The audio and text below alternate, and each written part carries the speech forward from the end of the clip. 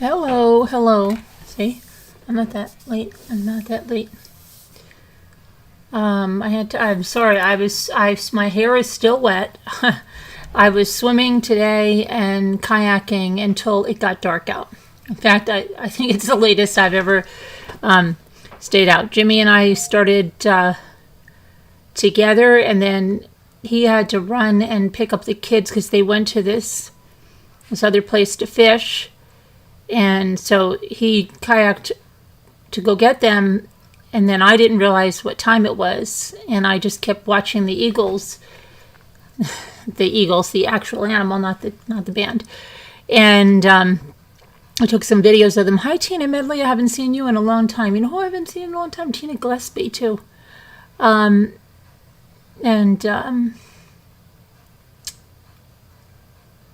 Gail H.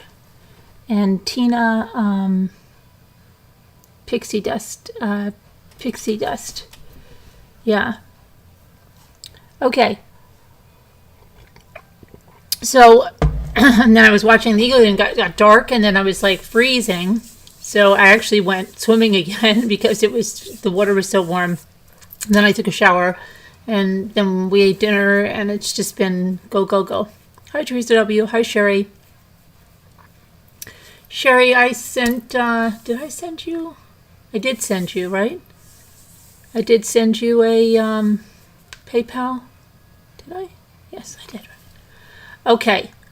I'm trying to get stuff out. So today, before I went swimming, I started to box up people's stuff. And so I've got like L's and Ruff's and Ruff's daughters and Sharon, and I've got to go through stuff. But I did get a lot of that done. Hi, Bucky Ann. So I'm not even in the live chat of YouTube. I'm still on the Streamlabs side, which is not a good side to be on. Let me see where So California, it's not that bad yet, right? I mean, from what I've seen. What's going on in California? Elle didn't seem...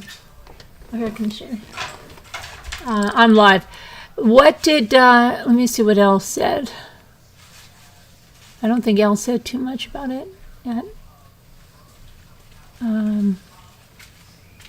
Trying to think of where, well, I can't find my live stream. Oh gosh. Let me see here. I don't know where it went.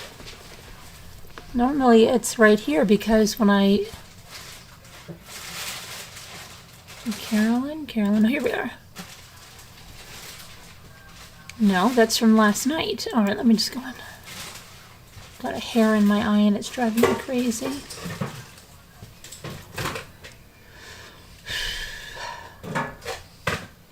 Okay, let me get to the YouTube studio. YouTube, your channel, YouTube studio.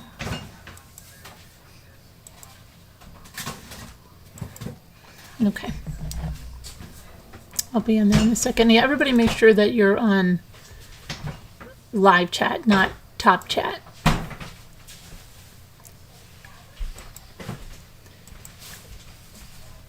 Okay, so I also had some new thoughts and stuff for some changes in the channel, but don't worry about it. It's like changes. It's going to be different stuff I'm doing. No, I'm talking to them. And yeah, I'll let you know. It's going to be good. Hello, everybody. So let's see here. Hi, Linda Uribe.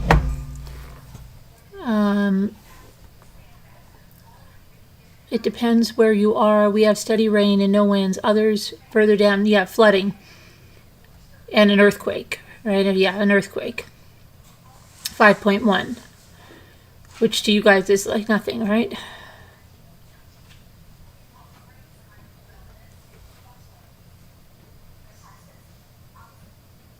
Cheryl also had a marriage that only lasted 1 month. Who are you talking about? Britney Spears? Who are you talking about? Are you talking about Britney? Hi, Joy Giver. Are you talking about Britney Spears? Hi, Muka. See, and I'm telling you to be in live chat, and I'm in top chat. That's good. Thought I did that. All right, well, let's... You didn't even feel it. Yeah, I know that. Hi, Whitney. Britney Spears. Oh, yeah, Britney Spears is out of control, right? Yeah, I saw a picture earlier. Okay, let's talk about what's out of control today here. Crazy stuff going on. Crazy. So let's see. We still have, they still haven't found the murderer of that Rachel Morin, right? They still haven't found, they have put that out, but they haven't found it.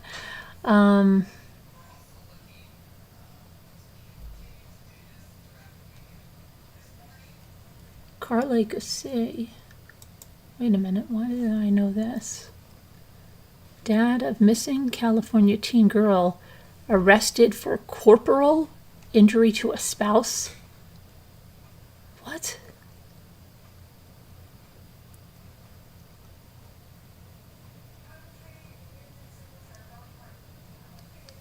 Okay, I'm confused. Carly Gusset, I know that. We have covered that.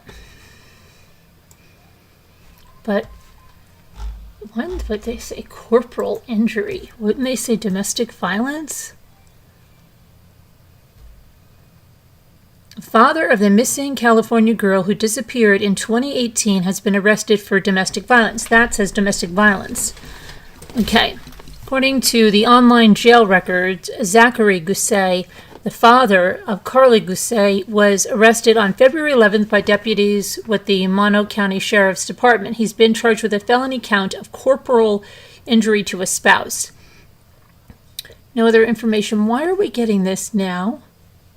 This is an old... Hold on a minute, guys. I don't even know how this is possible. Do you know this is from 2021? And it just came up in my feed? No wonder this seemed familiar. Okay, let's scrap this one. I knew that sounded really weird. All right. We don't want stuff from 2021. Okay. I don't know why. It's under trending. Guys, that is under trending news. That must be a total mistake. As long as I didn't send it to you, I'm okay. I don't know. This is crazy that that's under trending. Why would that be trending? All right, let's just go on. So this Texas man here, and this is current, shot his girlfriend dead in broad daylight at a gas station in Texas. He was arrested last week after he allegedly shot his girlfriend in the head at a gas station. Giovanni Pascal, 40, was arrested on Giovanni Pascal, that's him, was arrested on Wednesday and charged with first-degree murder. The shooting took place on August 12th at about 5:30 p.m. at a Valero gas station in San Antonio, Texas. The affidavit states that Giovanni and Deanna Mason, who was 34, stopped at the gas station. He got out to pump gas. Surveillance video shows that when he returned to the driver's seat before Mason gets out of the car on the passenger side and begins to walk away, Giovanni gets out of his vehicle and follows Deanna before raising his hand in her direction. She falls to the ground. Witnesses told police that Giovanni shot Deanna and then got back in the vehicle, which was registered to Deanna, and fled. Deanna was taken to a hospital where she died the next day from gunshot wounds to the head and chest. The affidavit also says that Giovanni and Deanna lived with a third person nearby. The roommate told police that she came home that night and found blood on the floor and the home ransacked. She said she learned that Deanna had been killed later in the night and that she didn't hear from Giovanni until he contacted her on Snapchat on Tuesday. He told the roommate he was going to tell his family he was sorry and that he was going to be with Deanna. The affidavit didn't say how police found Giovanni. It says he was arrested on an unrelated charge on Wednesday and was in possession of a 9mm handgun that matched shell casings found at the scene of Deanna's shooting, and he's being held on a $150,000 bond. Unbelievable. Okay.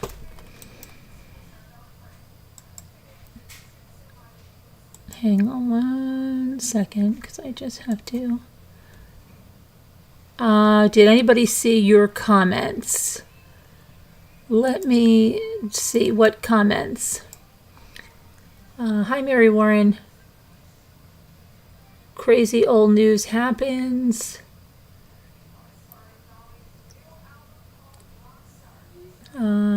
Jenny rang the bell for her radiation treatments. Yeah, I saw that. I hope it works. I mean, it's very sad. It's very, very sad. All right, let's go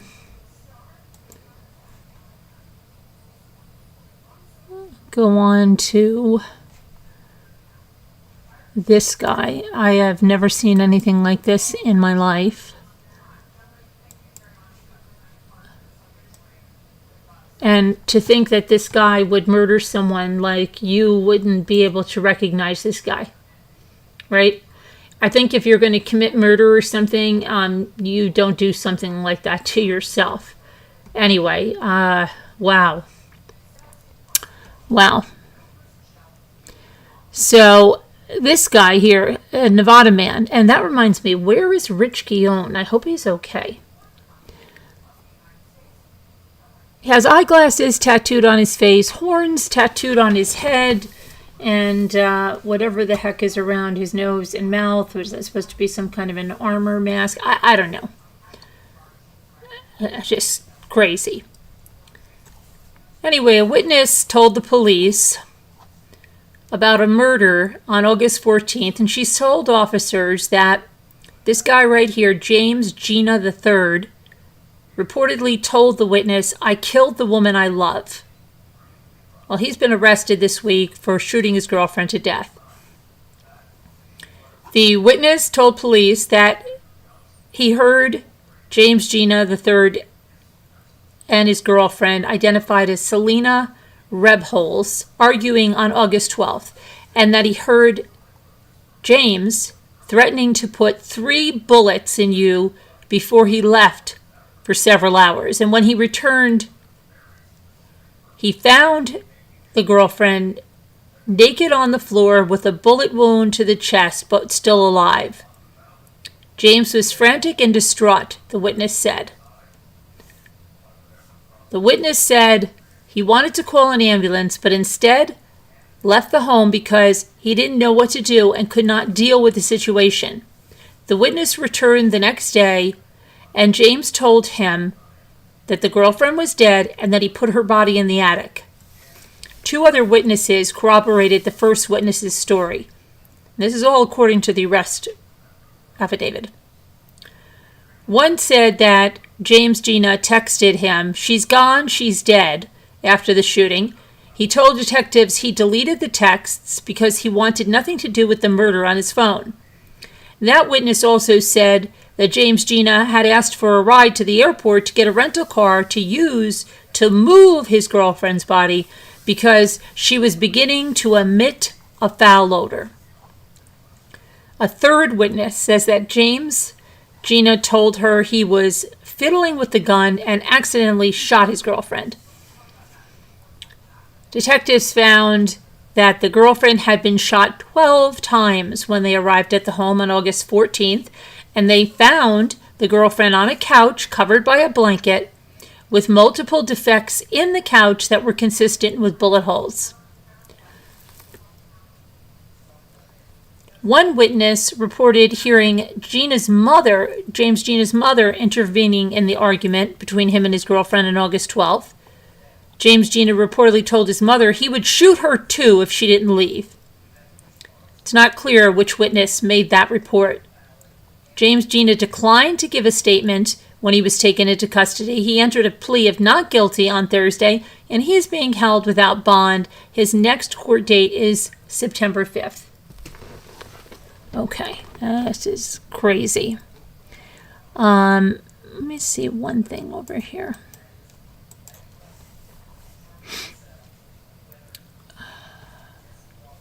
I want to just check something out over here.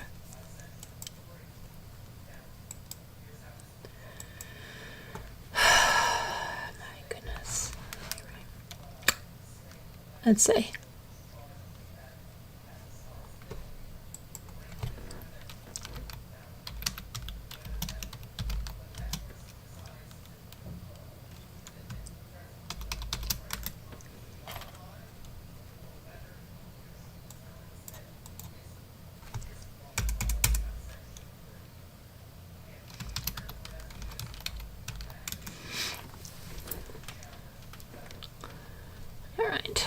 Just trying to see something here.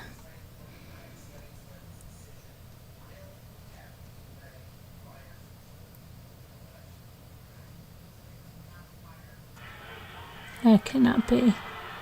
Let me just see one thing here. Hold on, Jimmy. Hold on, Jimmy can't even hear me. Hold on.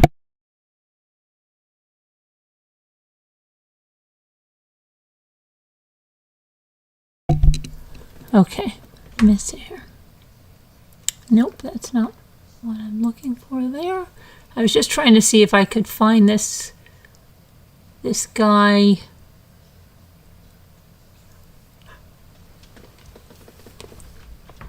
On social media. I'm just trying to see if there was anything about this guy here. No. And I just wanted to see if, I mean, this is a guy that, come on now. Hold on one second. Where the heck?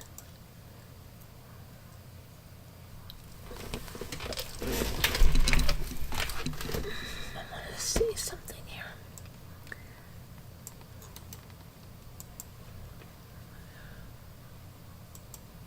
Just want to check one other thing.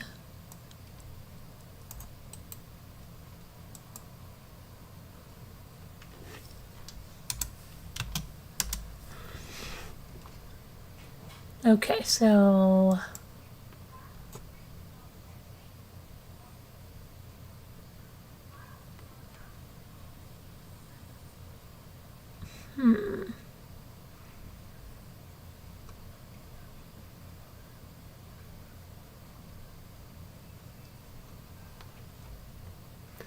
looks like I found the girlfriend, but her looks like, I mean, it says she's originally from Germany, lives in Las Vegas, Nevada, studied at the College of Southern Nevada, went to Cowan Sunset Southeast High School, legal aid assistance at a legal office. Huh.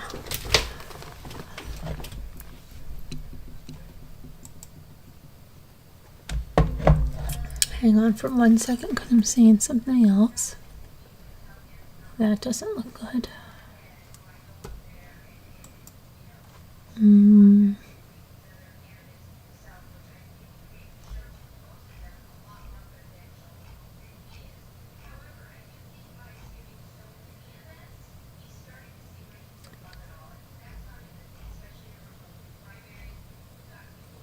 Okay.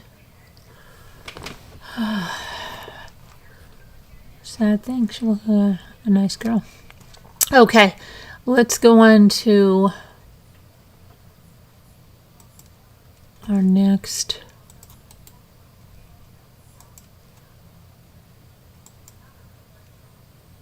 next story here. Has anybody ever seen anybody with tattoos like that? I mean, like that, really, like that with glasses and okay, that's like not the right thing to do if you're trying to ever be not noticed, right? Or not be identified. You know, when they talk about stupid criminals. I don't know. That's just insanity. Has anybody ever seen that? He has horns. Yeah, he has horns on his head. He does. Have you ever seen that? Eyeglasses? I have never seen anything like that in my life.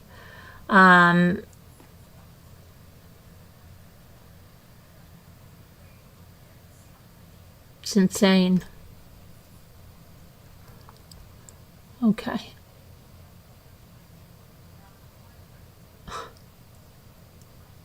All right. Let me go to... Hi, Kevin. Hello, Kevin. Okay, sorry. All right. Now we're going to go to this story, which is about this California shop owner who was shot dead because she had a rainbow flag outside of her store. So she's a store owner and designer based in California. She was shot and killed outside of her Lake Arrowhead shop by a man who made disparaging remarks about a rainbow flag that was outside the store. Laura Ann Carlton was 66 years old. She was the married mother of 9 children. She was well known as an ally to the LGBTQ community in the area, and the San Bernardino County Sheriff's Department said the suspect, who has not yet been identified, has fled on foot but was located nearby. The suspect refused deputies' orders to drop his handgun and was killed.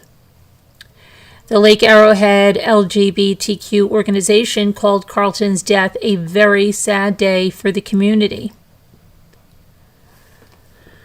And this was the statement. Today was a very sad day for Lake Arrowhead and for the LGBTQ community. Our friend and supporter Lori Carlton at Magpie_shop was murdered defending her LGBTQ pride flags in front of her store in Cedar Glen, California. Lori did not identify as LGBTQ, but spent her time helping and advocating for everyone in the community. She will be truly missed. From what we understand, the suspect is no longer a threat.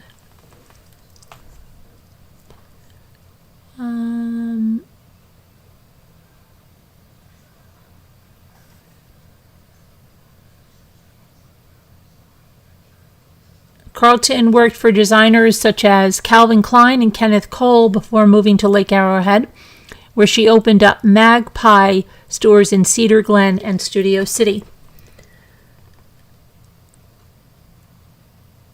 Friends and would-be friends streamed by Carlton's shop, leaving flowers apparently requested by her family outside the store, while many members of the LGBTQ community said it left them more fearful.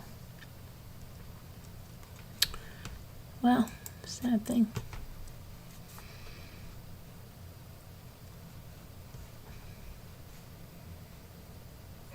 Okay, hang on 1 second. Because I have to just do one more thing. Uh-oh, hold on a minute. Somehow I lost my...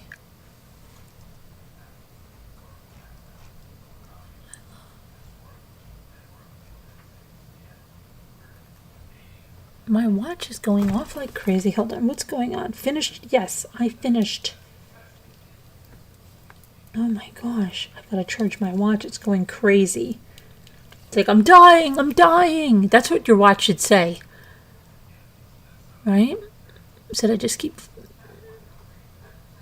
sending annoying vibrations through your wrist.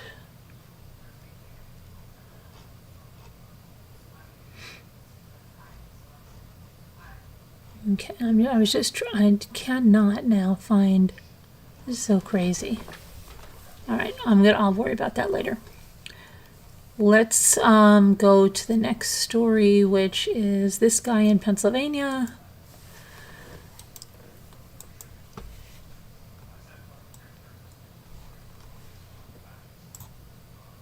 Come on. Okay. Pennsylvania man pled guilty to third-degree murder after he killed his cousin with a AR-15, dragged the body into a hole, and lit it on fire. Derek Lauk, 30 years old, agreed to the plea deal on Thursday in Bedford County in connection with the death of Tyler Mathai last year. Lauk also pled guilty to abuse of a corpse. Authorities allege that Lauk shot Mathai with an AR-15 on April 26, 2022, after Mathai allegedly broke into his home and dragged Mathai's estranged girlfriend, Courtney Bowden, to a car. So this is weird. So it sounds like the cousin was with Mathai's girlfriend. Mathai goes in to this one's house. Okay. After shooting, broke and took her to a car. After shooting Mathai, Lauk buried the man's body in a hole in his yard before pouring kerosene and burning the remains. Lauk's friend, Jordan Robertson, allegedly helped him move the body into the hole. Meanwhile, Bowden helped burn Mathai's body and assisted in efforts to conceal the murder, including attempts to clean up bloodstains and sell the gun. Bowden and Robertson have already pled guilty. Bowden was sentenced to 2 years and 3 months, up to 12 years in prison, while Robertson is still awaiting a court decision on sentencing. A family member reportedly told police that Mathai had been high the night of the shooting and that he was physically abusive towards Bowden. Lauk allegedly told his cousin to stop or else he would shoot him. Despite Mathai's alleged instigation of the shooting, prosecutors say the shooting and killing were not justified. The defendant not only pulled the trigger, he then conspired to conceal his horrific crimes by destroying the evidence. The victim's body, said Pennsylvania Attorney General Michelle Henry, with this plea, he is accepting responsibility for such senseless acts of violence and disregard for human life. Lauk could be sentenced to between 15 and 30 years in prison. He is scheduled to be sentenced on September 22nd. Crazy. That's what happened. The second guy that you do that, I'm going to shoot you. Okay. All right, hang on 1 second. So I do have to update something. Oh, you didn't notice that they were tattoos, Janae? Yeah, have you ever seen anything like that? I'm sure you would remember if you did.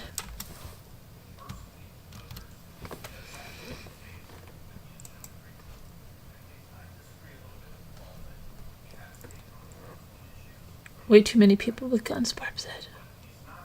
Way too many people that are crazy, too. Okay. Next. Hang on 1 second. I just have to throw this in.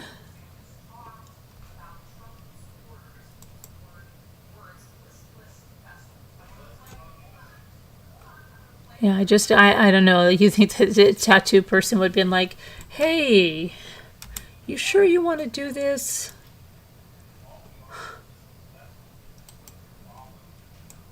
Okay. All right.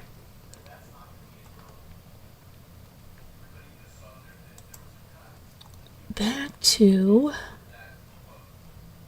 let's see which one we're on. We did the woman that was killed for the rainbow flag. We did the one that shot his cousin. We did the guy that shot his girlfriend in the gas station. We have another girlfriend. We did the one with the tattoos on his face. And let me look at my thumbnail. Just make sure I'm on track here. Where's my thumbnail? Let me go see it real quick.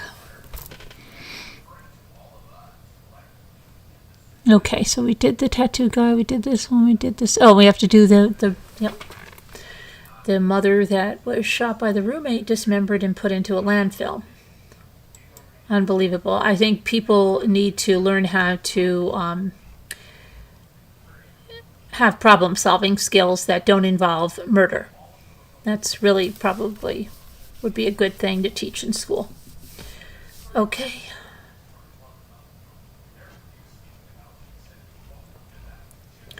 So let's go to Dad, second man found dead on Arizona property. Okay.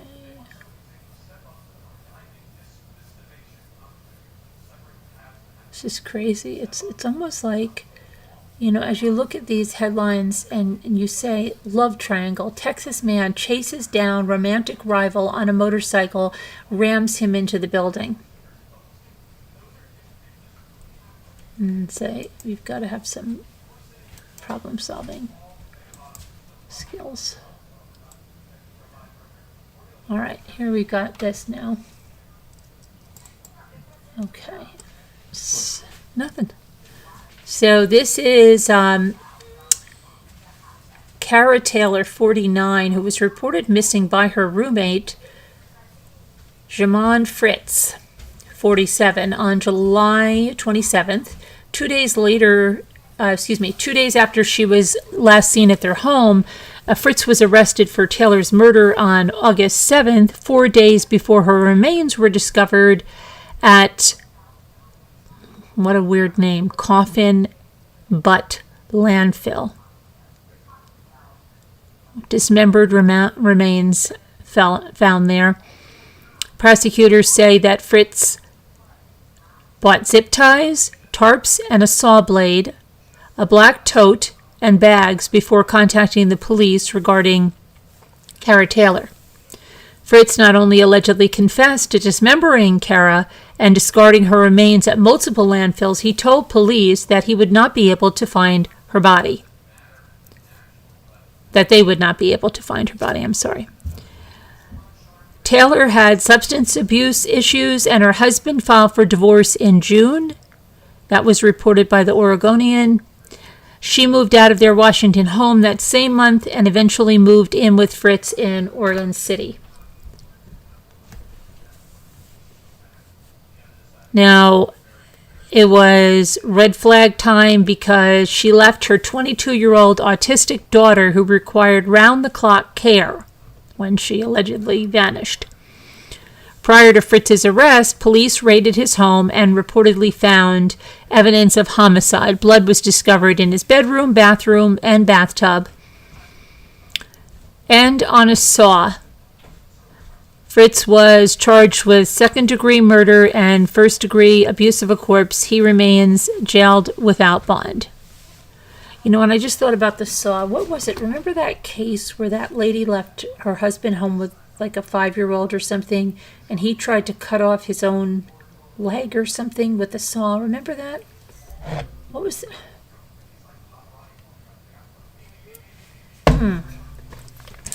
I know someone asked me about that recently. Like, what happened to that guy? Okay. So why did he kill her? We don't know. But, wow. Unbelievable. Unbelievable. All right, let me go over here. Add something. How's everything going, Al? Hi, White Angel. Okay.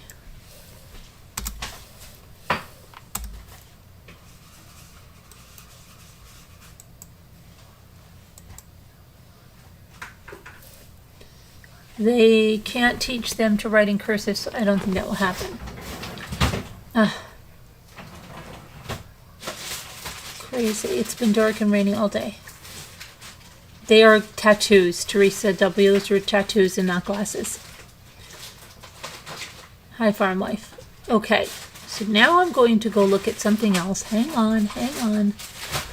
This Stampin' Up! Controversy, okay? I want to show you something. Hold on, please. Because I've been looking into this case, and I've been finding like a lot of weird stuff going on. I want to show you. So, let me get to her blog.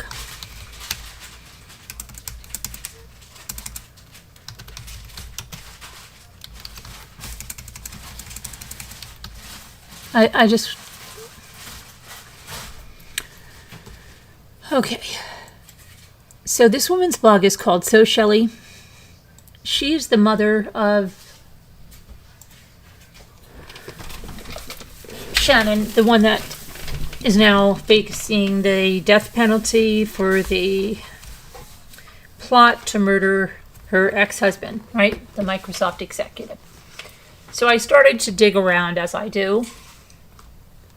And I've come across some really weird stuff. Gone down a few rabbit holes here. First, I really love to hear from Catty Texas Girl. Because what I've been finding is there's a lot of demonstrators that are leaving the company because of the controversy. Hi, Bridget. So I started to look into it. People said like she was the youngest, and her mother's younger than I thought she was. Okay, for having her the youngest, I thought she would be in her 70s or something, but she's not. She was born in 1961, the mother. I've done a little investigating. Everything's public. And when I look into the family life, because I wanted to see how many girls she has. I mean, how many children. I found out it looks like she has all daughters, and it looks like 5, but then there's something confusing if the oldest one is hers or not. But then when I looked into the mother's life, okay, because they're followers of the Church of Jesus Christ of Latter-day Saints, and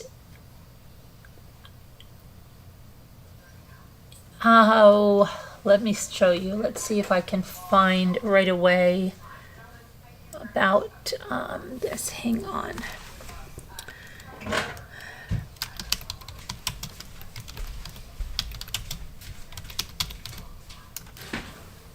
Okay, let's pull this blog article. Okay, so I read this. Again, this is public. Nobody's being doxxed. This is Shannon's mother talking. So Shelley, right? She wrote this in 2009. My big, wonderful family. Several of you have been curious about my moms. Mom Heather and Mom Pat. And you've asked how my family tree actually lays out. So I thought I'd explain a little. Warning, there are a lot of photos in this blog, and it didn't work to create a collage, so you'll have to do some scrolling. My dad married Mom Heather in 1960.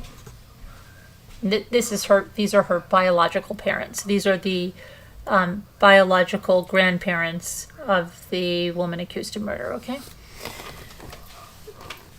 They had 4 children. I was the oldest. After me came Kurt, Leslie, and Vanna. Kurt and I are the kids in this picture. Okay, so there's the mother and there's the father, right?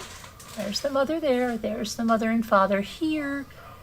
I guess she didn't have any picture with the entire family.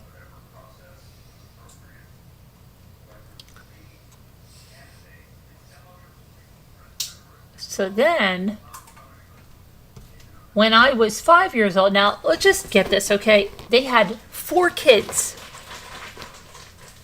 She, we know, was born in 1961. When I was 5 years old, Mom Heather and Dad got divorced. Then Dad married Mom Pat.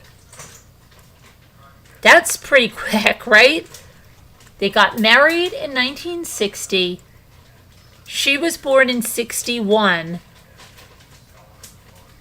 When she was 5, they got divorced.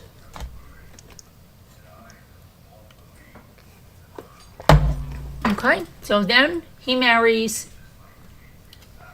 Mom Pat. This woman right here. Look how he's changed. Right here he's got a crew cut. Here he's got a crew cut. Now he's got sporting curly hair. Okay. So anyway, he marries this woman. And they had 3 boys, Mark, Chad, and Cody. They only had Mark when we took this picture. Okay, so this is the picture where he got remarried. Okay, we need a whiteboard for this, okay? Let's just take a look at this again, okay? He marries this person.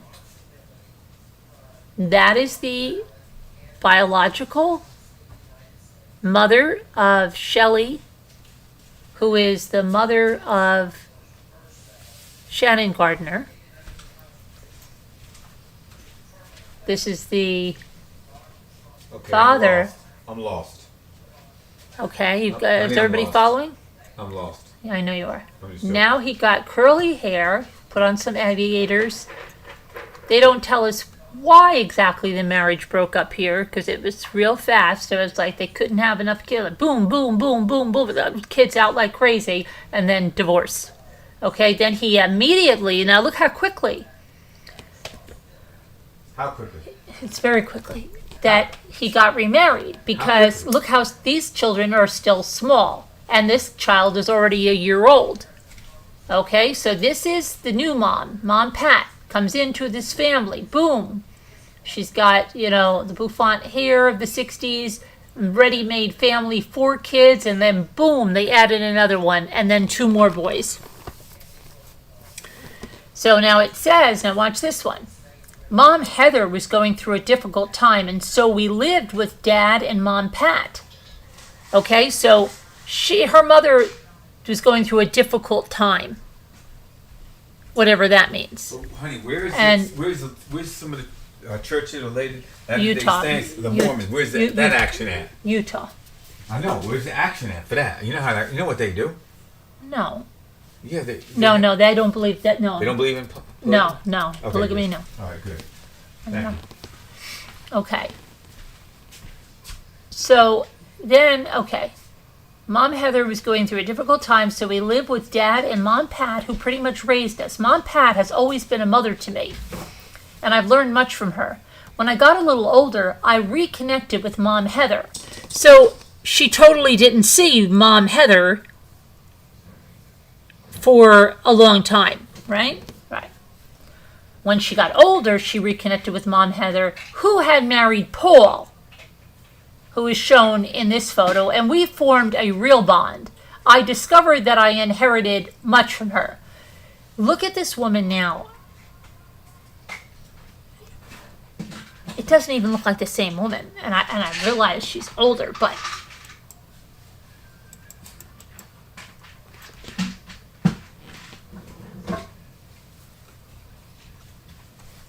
doesn't even look like the same woman. Okay, out of respect and love, I call both of these wonderful women Mom, and they deserve the title and all it represents in so many ways. Now what? Now hold on. You think the father's done? Now he has 3 and 4, 7 children, and with the second wife, right? Nope. Dad has since married 2 more women. Not at the same time, she specifies. Not at the same time. Yes, Heather is her biological mother. Of course, she says. Okay, she's got to say, of course, not at the same time. He married Joe in 1985. They later divorced. Where is Joe? Is Joe in here? They never had children. She doesn't even specify what this is. And then he married Justine, his current wife. This looks just like a lady that I know that makes doll clothes. But anyway. Now, wait. Now, what is going on here? She's really not good at specifying who these people are. Is this his wife or is this his wife? This is her, I think. This is her. She looks older than his wife there. But if this is the same wife, that looks... This guy has changed so much. Like, wait a minute. No, this must be Joe. This is Joe right here. And then he married Justine. Justine looks younger than his daughter. I'm getting it now. This is Joe, but I don't see Joe up here, do you? Let me see.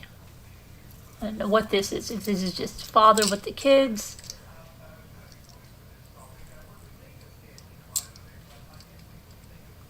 I don't know.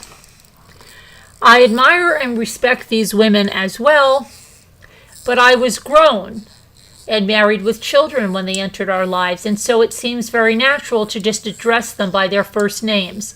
As an aside, Megan, now here's what I want to find out. I've got to write that down. Megan. Somebody write that down. Let me get something to write that down. Megan. Megan. Megan. As an aside, Megan, our oldest daughter, is not my biological daughter, although I love her. She is Sterling's daughter from his first marriage. Growing up, she mostly visited us on the weekends and holidays, and she has never called me Mom. I understand and respect that as well. I find a lot of strangeness in that paragraph. Okay? I find a lot of strangeness in this woman's writing. I find a lot of strangeness in both of these people, as I find out they did not even recognize about their son-in-law, well, their ex-son-in-law, but still the father of their grandchildren being murdered, offered a reward or anything, never expressed condolences, don't want to let them see their other side of the family. So I'm losing it a little bit with these people right now. So I might be a little bit biased, but I really would like to hear what Chatty Texas Girl has, because I've heard from a lot of demonstrators who are really pissed off. Okay. As an aside, Megan, our oldest daughter, is not my biological daughter, although I love her. Now, why do you have to even say that? Although I love her. She is Sterling's daughter. Like that's almost a foreign concept that she would love her because she's Sterling's daughter. From his first marriage. Growing up, she mostly visited us on the weekends and holidays, and she never called me Mom. That sounds like she has a little bit of resentment there, why she couldn't have been called Mom or something, because she says, I understand and respect that as well. Why do you have to even put that in there? The name of this is Shannon Gardner. This is the Stamping Up's daughter that was just arrested in that murder conspiracy for the Microsoft executive that was her estranged husband that was killed in front of the 2-year-old. Okay. I think this is going to be a big case. Now, I'm not an advocate of divorce. Okay. Why do you even have to say that? Now, I'm not an advocate of a divorce. Hey, I'm an advocate of divorce, guys. What? I think it creates very challenging situations for everyone involved. However, I am proud of the way our family has dealt with this situation and the acceptance and love we have all learned to show. We truly do all feel like we're one big happy, most of the time, family. When appropriate, we've even all gathered together. See, I don't like that, when appropriate. What do you mean, when appropriate? When is it not appropriate if you would gather together? That right there is weird. When appropriate. Define appropriate. situation. We've even all gathered for certain events, and that's quite the experience. I've also included photos of each of my siblings, starting with me and our spouses, just in case you were interested. So first off, this is Shelley, again, born in 1961. Now, this is odd, isn't it? Why does she say Kurt and Joni, and this says Shell and Sterling? I think she's got the tags all wrong, because this is her. This is her. Look how her father's hair has changed. Anyway, and you know what's kind of weird? Her husband kind of looks like her dad.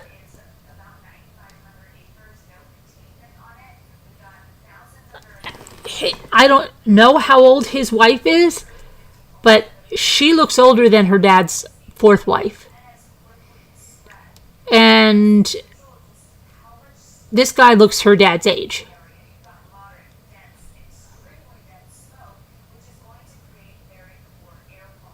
And this, I guess, is Kurt and Joni. These are her siblings. She started this business with one of her sisters when she was in her 20s. Vanna and Sean, these were all from the first wife. Mark was the little baby. So did we didn't see three siblings. I am lost. Did she take a picture out? Shelley and Sterling, or is this Kurt and Johnny? Because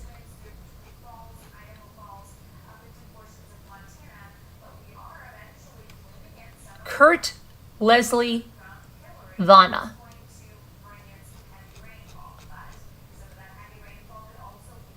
Kurt, Leslie, Vanna. No, this is Kurt. This is Kurt. This is her brother. This is Kurt and Joni. And this is Leslie and Danny. And this is Vanna and Sean. And this is Mark. This was the little baby in the picture. I don't understand how some of these people look younger than the other people. Okay. Then Chad and Eliz, Cody and Shelley. So he only had children with the first two wives. So that's my family tree in a nutshell. I'm so grateful for my family. All of them, every branch, twig, and leaf. I wouldn't be who I am today or where I am today without them.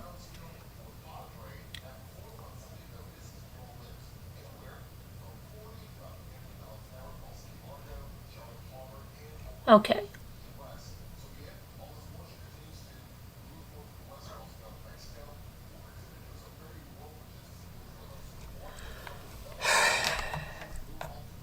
All right, so can you place them side by side? What do you mean, place what side by side? Who? Who do you want side by side?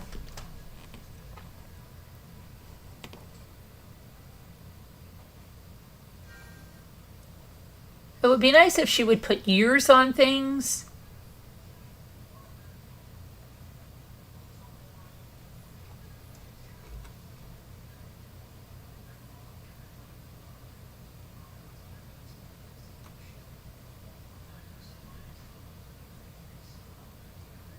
I guess I don't know what happened to her mother.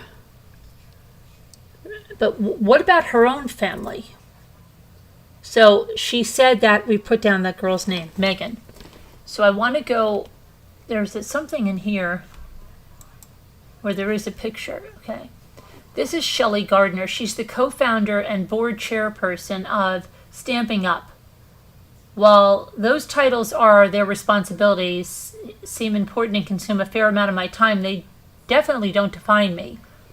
What matters most to me is that I'm a wife, mother, grandmother, sister, and friend. In other words, I'm a lot like you. Well, that sounds genuine. We're doing our best to love and serve those around us. I don't post every day, but I try to post at least a couple of times a week. My messages are usually short and simple, and I always look forward to your responses. Better said, I love connecting with you on a more personal basis.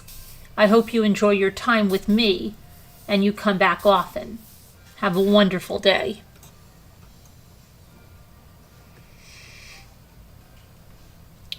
The ex-husband, yeah, Bridget was killed.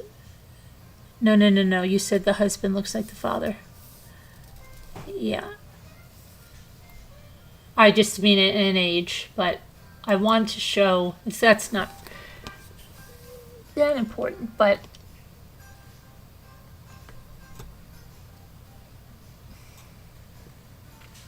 there is a picture of her. Now look how she was still posting. I've been looking, like, how was she even posting? Her daughter was a suspect in this murder. They arrested her estranged husband in March, and she was here posting, I'm feeling gratitude for the United States of America, land that I love. Meanwhile, they're moving their daughter across the country, having an LLC by her house.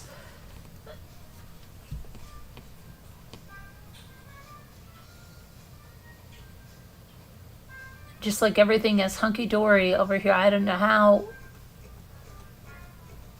But, okay, so now that looks great. But this family is coming under a lot of scrutiny now. And I'll tell you why. Because, hold on. Let me get to this.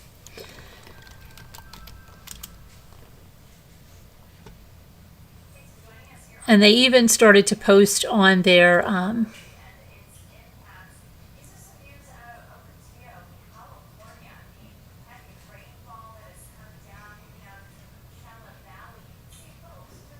I was just looking at something.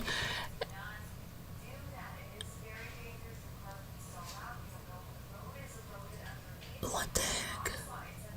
They I'm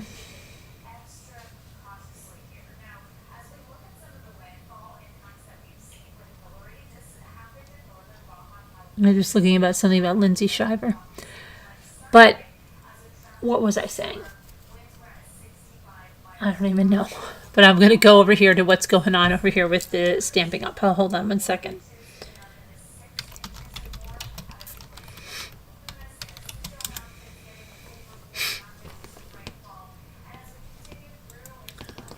I think I may have to start a Facebook group on this case. I don't know. It's kind of crazy.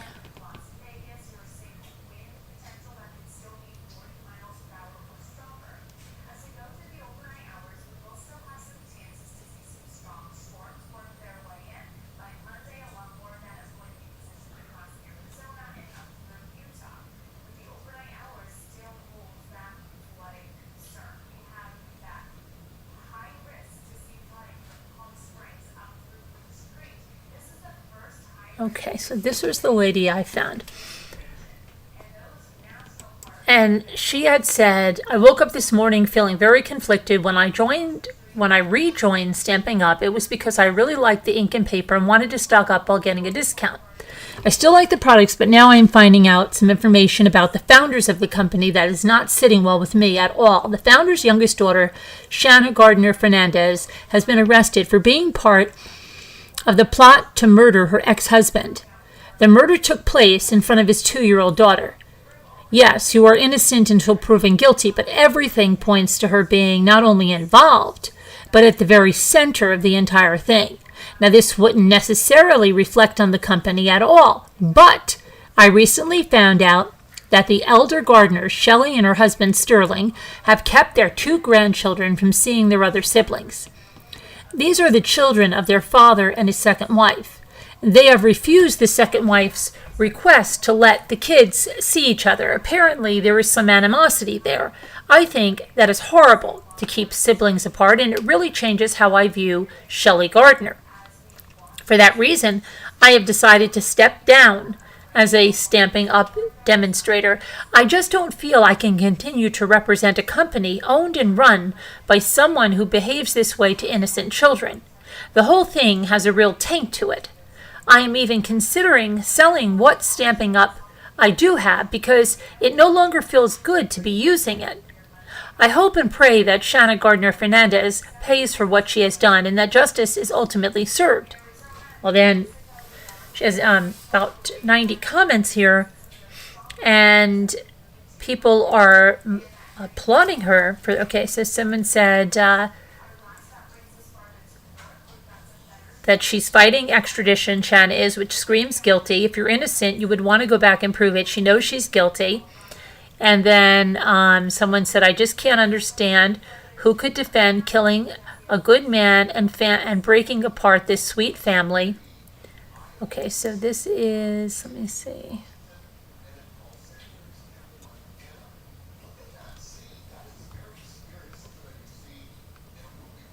So it looks like the Microsoft executive that was killed had twins with the Stamping Up's daughter, boy and girl twins. Then had 2 girls with his new wife. Let's see. Someone said, I have so much respect for you making this decision. The founder of the company never offered any money for the reward fund when police were searching for the murderers who killed their grandchildren's father. That spoke volumes. Now, listen to this one. This is also from a demonstrator. She said, it also didn't sit well with me when Shelley gave her first statement addressing demonstrators and said we should delete and block negative comments we receive on our social media about the murder. Who does she think she is? I think she's a very controlling person who is pulling a lot of strings in the background. I sincerely hope more demonstrators resign like I did. This is not a company you want to be associated with. Okay, somebody else said, Beth, that goes to show how she cares more about her appearance than the well-being of those who have been impacted by her horrible daughter's choices.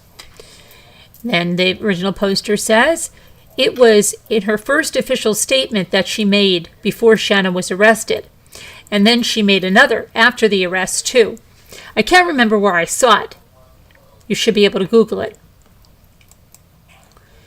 Then someone said, they also purchased a house for Shanna in Washington State under an LLC shortly after Jared's murder. They moved her and Jared's kids to the absolute opposite side of the country, not only to keep the kids away from Jared's family, but also to get Shanna far away from the investigation.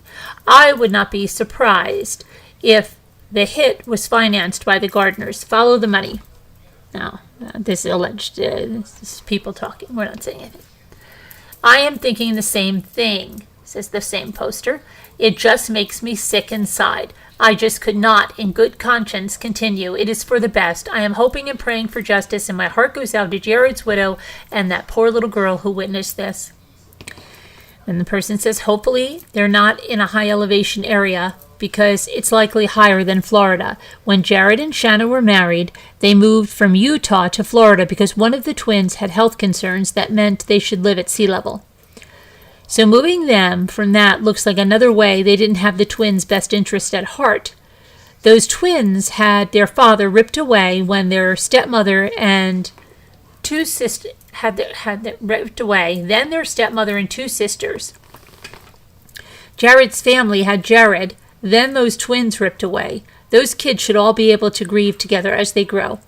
Somebody said, the money. Shanna and Mario have received an allowance from Mommy and Daddy for years. So yes, either directly or indirectly, they were funding the hit.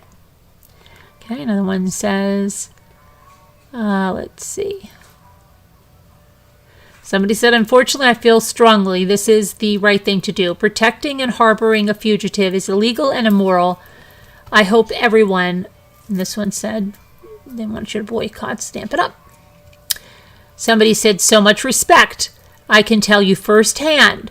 Kristen, the widow, is a genuine and kind person. She truly loves those twins like her own, and she has done everything possible to be involved in their lives. You are making the right decision. Sounds good to me, says the person that wrote this. Someone said, I'm a former Stamping Up demonstrator, actually twice. You're not alone in feeling this way. Someone said, thank you for speaking up and doing what's right. I hope everyone does the same thing. Someone says, I don't know you, but saw this post. I respect you. Another one said, just another thought. The whole thing has really upset me. I have been thinking about all the demonstrators that have Stamping Up as their only job and how this horrid event will affect their income. My upline is a wonderful lady and always so kind and helpful, so I feel bad for her, as well as for many others in this situation, plus the employees of Stamping Up in Utah headquarters. It's a hard thing to know what to do. I love Stamping Up's products, but I will have to see what happens, pray about it, and see how I feel. I've already met my minimum quarterly goal, so I really don't need to buy anything until the October quarter begins, and then I'll probably have a better feel for this. I guess the Bible verse, money is the root of all evil, definitely puts meaning to this sad situation. So wait and see. Prayers for all involved. Then the original poster says, I get where you're coming from. There are many employees who may be affected by all of this. I just myself couldn't continue with it. It left such a bad feeling in my gut. I don't know what will happen, really. I don't think this will put Stamping Up out of business. They are too big and too powerful, but each person will have to decide for themselves whether to continue with them or not. It is indeed a very sad situation. Okay. Someone said, let's see here. I'm the same, a current demonstrator who has met my minimum for this quarter, so I am current until the end of the year, but I feel sick about this whole situation. I posted this on my personal Facebook page today and also replied to the email from the company to say that I didn't think the statement was good enough and that I think Shelley and Sterling should let the twins see Jared's family. Hopefully, if enough demos do this, it will get the twins back in contact with their family. Although I remain a current demo, I wholeheartedly support getting #Justice for Jared. Okay, and someone said, you said this quite well. I totally agree with you. Shelley and Sterling are guilty of not supporting what is best for their grandchildren. I know it's very difficult for them to see their daughter in this situation, but they need to let justice be done. Jared did not ask to be murdered. Shannon needs to go through the legal process. And if she is guilty, then she deserves to be punished. Through all this, her kids have lost both parents. How sad. Okay, another person said, I am feeling conflicted as well. Not sure if we're getting the whole story here, but it doesn't look good for the Gardners. It makes me sick of all their controlling. Another one says, look into the murder and everything since. They weren't conflicted at all to pretend like Jared's murder didn't happen and that his life didn't matter. They had more than enough money to contribute to finding the murderer of the grandchildren's father or contribute to Bexley boxes in honor of Jared and to support children who are put in terrible, impossible situations that sweet Bexley Brightigan was put into. And someone says, a company, they can be very controlling too. I have been with Stamping Up on and off over the years, and in the past experienced some pretty shady stuff. Some of the demos can be very rabid in their support of Stamping Up and Shelley. In their eyes, she can do no wrong, and they will defend her till the end. In fact, I won't be surprised if we don't start seeing some of this on social media with them ranting and raging about it. That has always turned me off. The cult-like behavior, it's not good. And it has created this Shelley god who can do no wrong. Just the whole thing stinks to high heaven, and I am so glad to be out of there. Okay, so let me see what we've got over here. So hang on.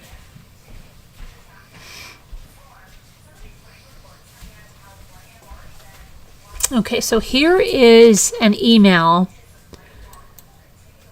that was, let me see here if we can do this, that was sent out to their, to their demos. They call them demos, I think, demonstrators, but let me just pop this onto What? I do have a whiteboard. I have a whiteboard. We have a whiteboard. I do have a whiteboard here. Okay. We're gonna need it with this case. Let me enlarge this so you can see this. Okay.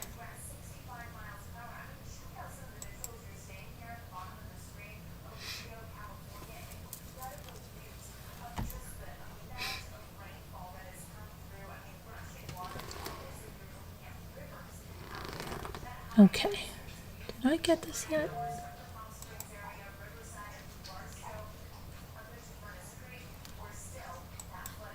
Okay. So we're going to pull this up over here. Okay. It says Stamping Up is aware, and this was when they said estranged husband was arrested. Stamping Up is aware that Mario Fernandez, Shanna Gardner's current husband, has been arrested in conjunction with an ongoing investigation. Shanna, Shelley and Sterling's daughter, and Mario have been separated for an extended period of time. We have no further details about the situation other than what has been reported by the media. Yeah, I'm sure. We understand that some demonstrators have received troubling comments about this matter on their social media platforms. Please feel free to delete comments of an inappropriate nature and report those commenters on your personal accounts. You may also share this email with your teams if needed. Stamping Up's long-standing commitment to you and all of our demonstrators is unwavering. Thank you for your concern and continued support. Sincerely, Stamping Up. Okay.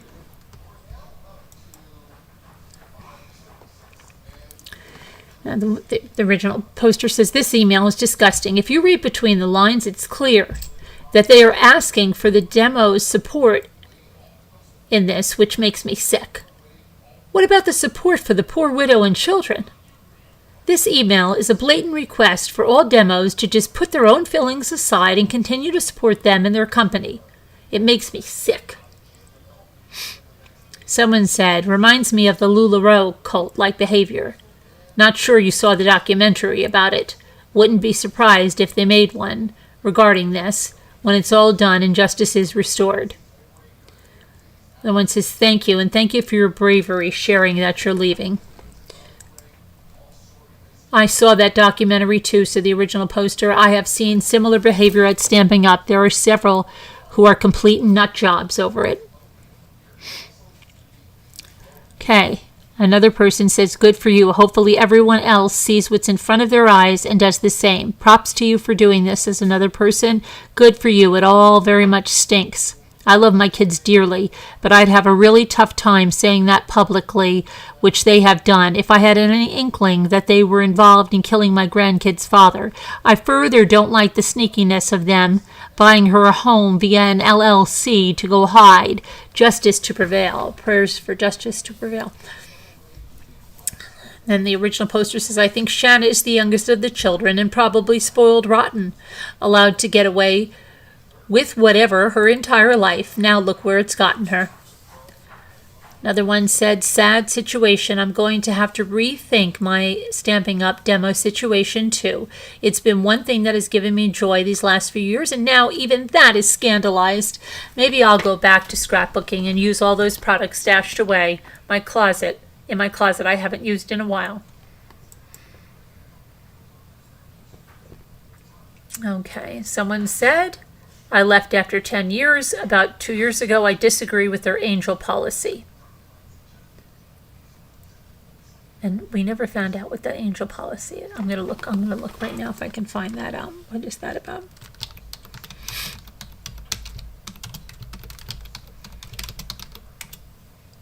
Angel policy.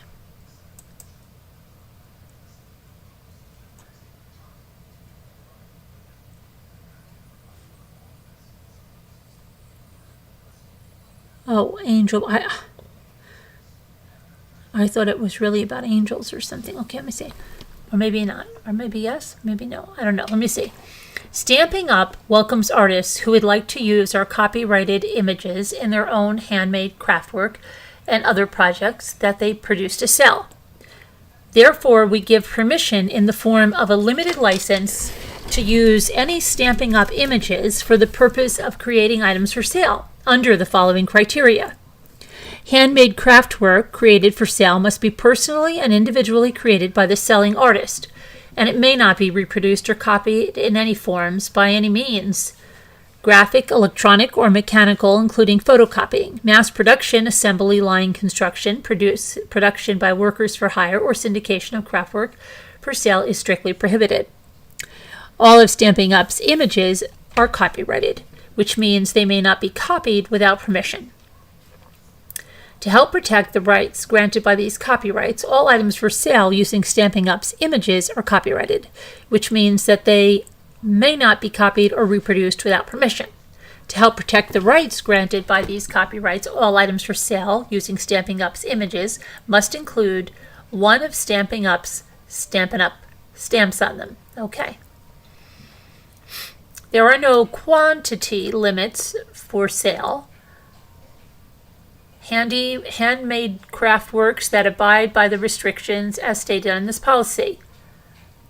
Completed handmade projects may be sold at competitive and non-competitive permanent retail locations as well as temporary craft events, community fundraisers, and over the internet. In selling handmade products, the seller must make it clear that the items are handmade or personally created by the seller and not a product of the company. The seller may indicate that the supplies used are from Stamping Up, but the Stamping Up logo may not be used in any way for the sole purpose of promoting the sale of handmade products. You may not use Stamping Up images for the purpose of creating logos or company trademarks. Digital files of any type containing Stamping Up images may not be sold under any condition. Persons creating handmade items for sale are responsible for complying with any local business laws and tax record. I don't know why this doesn't seem bad to me. Persons participating in this angel policy assume all liability for suitability of their work and agree to indemnify Stamping Up from disputes arising from the work. Okay, that doesn't sound bad to me. I don't know why that lady... I thought it was about angels. Okay. I don't even know why it's called an angel policy. Okay, never mind. Let's see.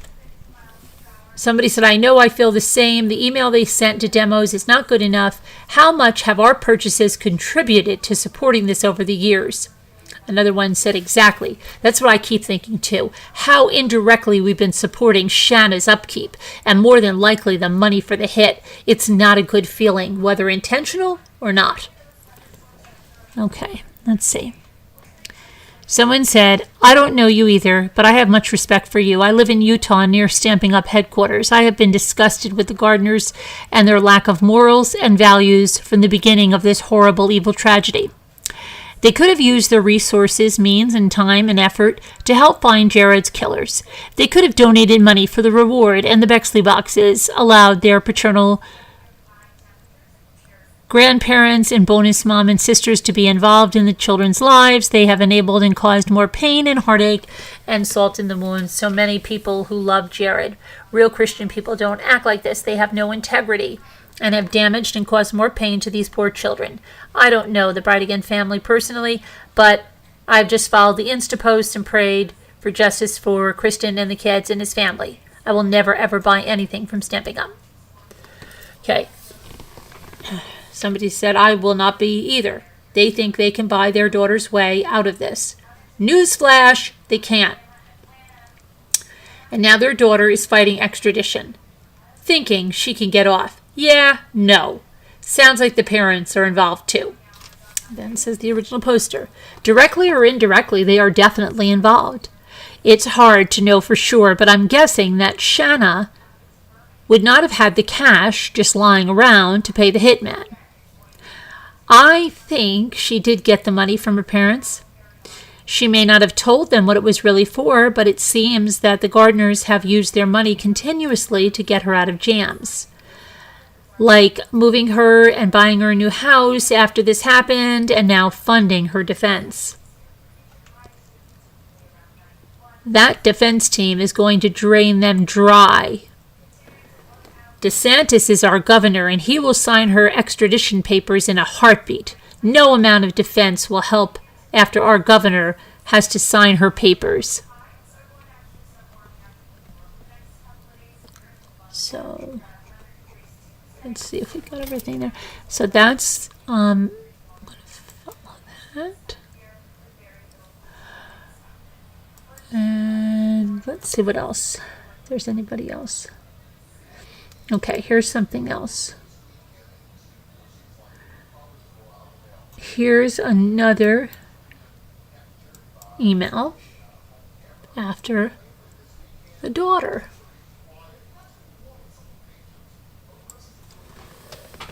Dear demonstrator, the recent news about the gardener's daughter, Shanna, is difficult. Shelley and Sterling have shared a statement in which they respectfully request privacy regarding this personal matter as they focus on providing love and support to their family. Words cannot accurately express the depth of our sadness. Family is our top priority. We love our daughter and are focused on supporting her and our entire family as we help our grandchildren navigate this difficult and very confusing time. For the sake and all involved, we caution against further speculation and request privacy as the legal process runs its course. In the meantime, we are thankful for the continued support, thoughtfulness, and prayers being so generously shared by friends and loved ones. Shelley and Sterling Gardner. Stamping Up's commitment to you is unwavering. We are deeply grateful for your professionalism and understanding and for being part of this remarkable community. Kind regards, the Stamping Up leadership team. So they're trying to help their grandkids, but that doesn't include seeing their siblings and bonus mom. Isn't that interesting? Isn't that special?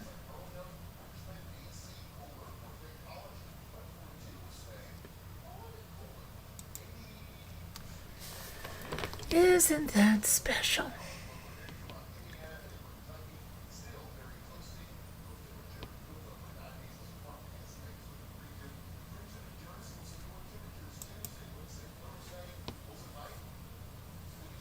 Okay, so Kristen.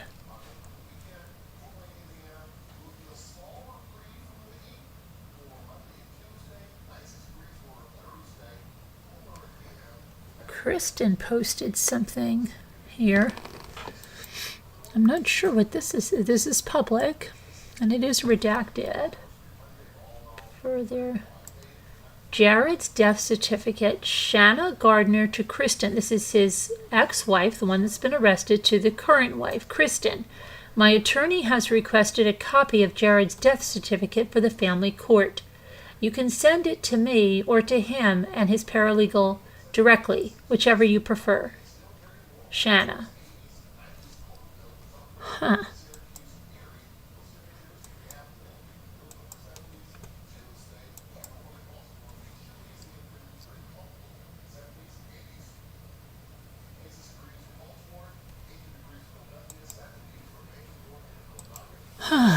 Okay. Wow, his brother really looks like him. Look at this.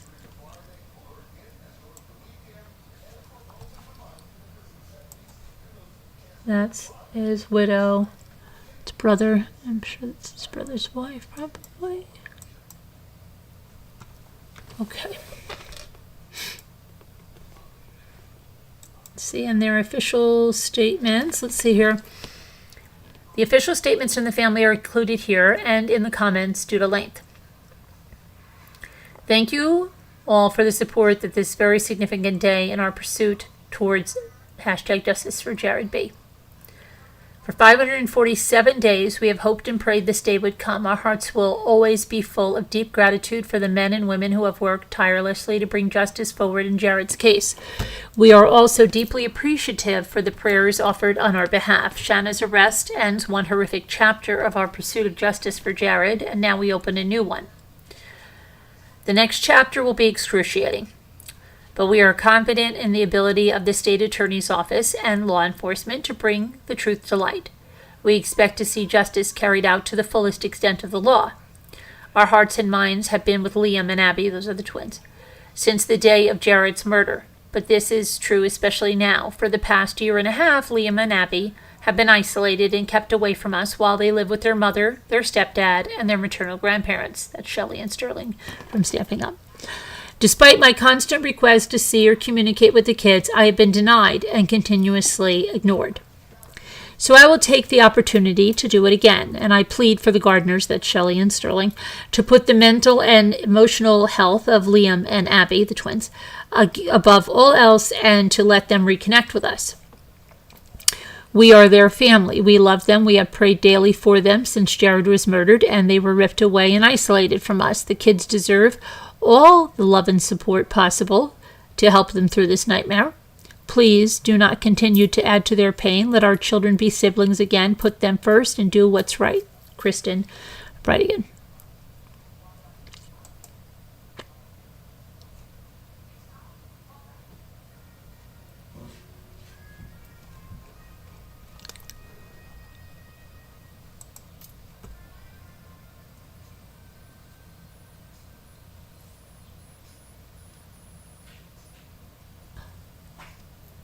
Okay, so let's see what we've got here.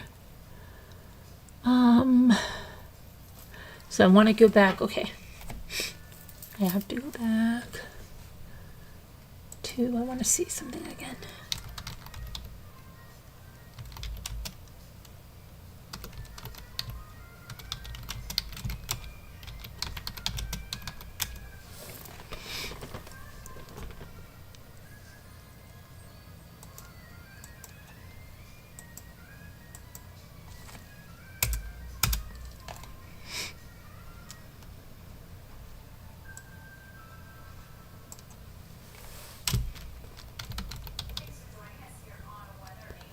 Shanna Gardner.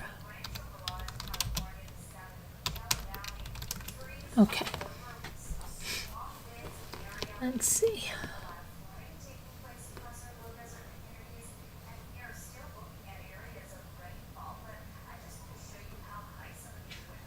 Oh, I wanted to show you. That's what I want to show you. I'm going to go back to Shelley's blog.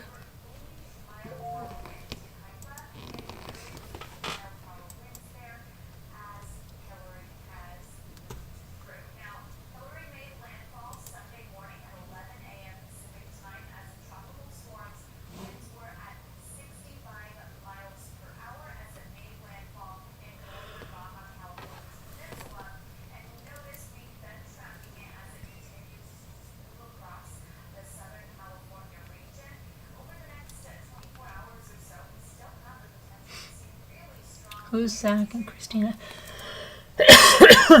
Who's that? Is that another daughter of hers? Zach and Christina were married in the Provo City Center Temple on a chilly day in April. Friends and family gathered for lunch afterwards and set them off with cheering and bubbles.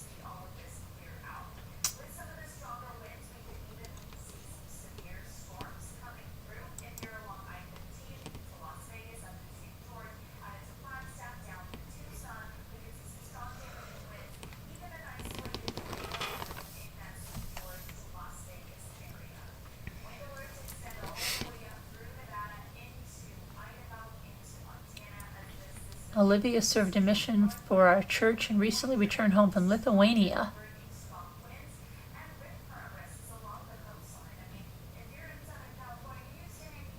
What? Olivia served a mission for our church and recently returned home from Lithuania. We weren't able to make it to the airport to greet her, but we did get to see her speak in church and gather to celebrate her homecoming with family and friends. It is so nice to have her home again. Who are these people?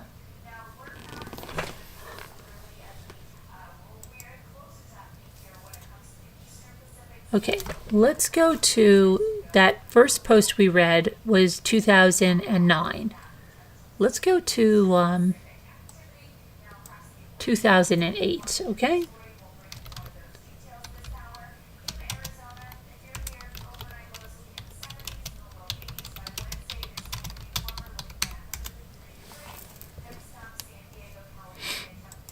going to go to August 4th. Oh, Elle's birthday.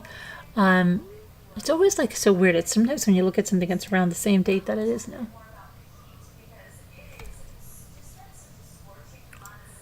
Meet the Gardeners.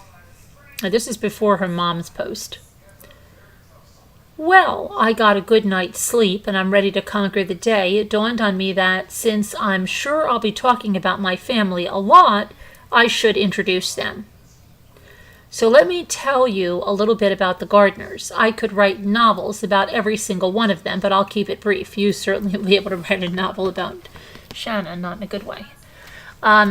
First, of course, is my sweetheart, Sterling. Yeah, okay.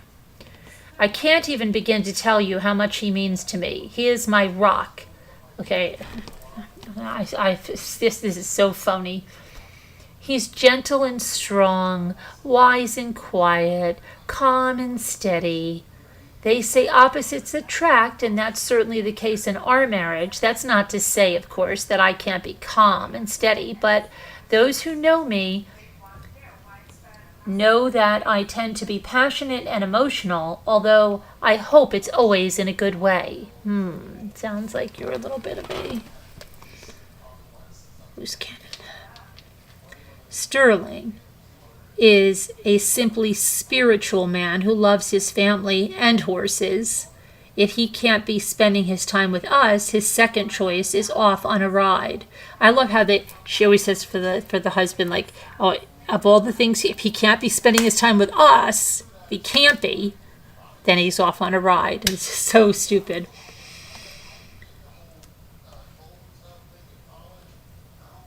Now, I don't want you to think that Sterling's perfect, although he's probably as close as they come. Oh, okay.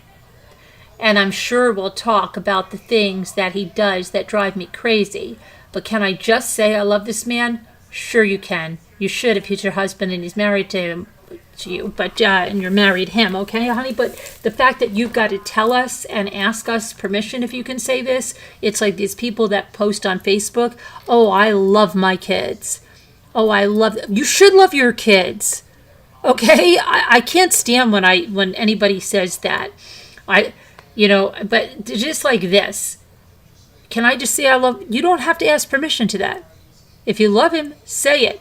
That what you're saying there is not genuine at all. Okay. We have 5 daughters, so she does have 4. Okay, biological. Megan is Sterling's. Now, she doesn't even mention it there, right? We have 5 daughters. Megan, Sarah, Shelley. Oh, look, she did all S's. Oh, you know why? Because she's Sterling and Shelley, and she wanted all S's. And doggone it, that's probably one of the things that Sterling didn't do right. And he didn't name that oldest girl with an S. And now everybody probably asks her, wait, why isn't your oldest girl with an S? Right? Okay. So she has 4 biological daughters with Sterling, and Sterling has a daughter with, I don't know, is it a wife or whatever? I don't know. Now, Megan, Sarah, Shaylee, Sage, Shanna. So they have 5 daughters and 4 son-in-laws. Nate, Sean, John, and Jason.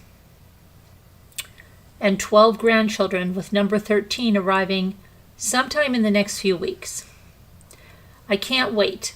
I'll share more details about each of our children and grandchildren as time passes. For now, I'll just say that nothing brings me greater happiness than being with them, whether we're camping, stamping, eating, or vacationing. A perfect day is spent with my family. Okay, laying it on a little thick there, Shelley. Okay. Let's see here. Shelley, why can't we enlarge your picture there? Oh, Shelley. Why does it link to your page?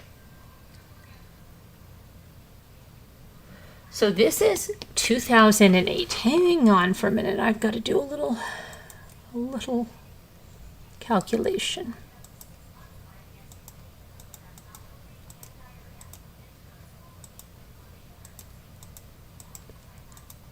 Shelley was 47 years old when she wrote that. 47 years old, and she has almost 13 grandchildren. Wow. Wow. And she started this business in 1998 or 1988? Let me see what, I think it's 19, I think I figured out she was 27.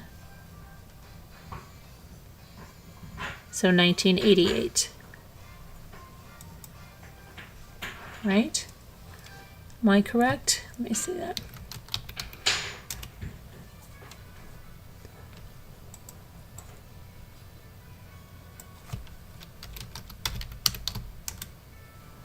(1988). So she founded it in 1988 when she was 27 years old. I wish she would tell us. Well, how old is Shanna? Let's do that. Shanna.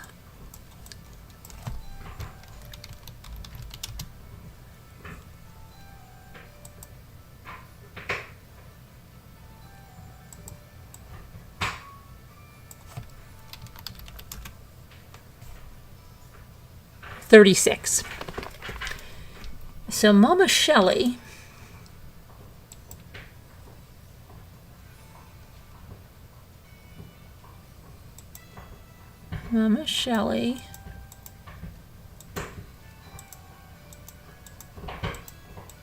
is 62 years old now. She was 26. Wow, this woman, they talk about bing, bang, boom. She pushed out 4 kids, had 1 stepkid, and the next year, instead of having another baby, started a business. And then all of her kids must have followed exactly suit to have 13 grandchildren, and she's 47 years old. So at the time she wrote this article,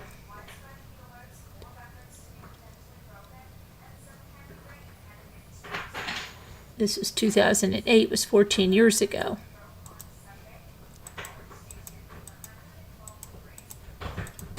Shanna was 22.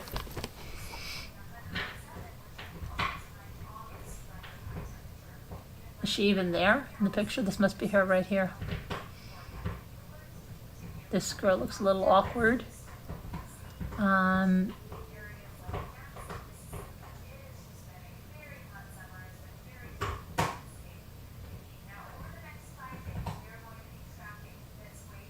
Seems like way more than. Okay, you've got 1, 2, 3, 4, 5. It seems like there's more people here than 1 husband, 2 husbands, 3 husbands, 4. Okay, it just looks like a lot more. 1 daughter, 2 daughter, 3, 4, 5.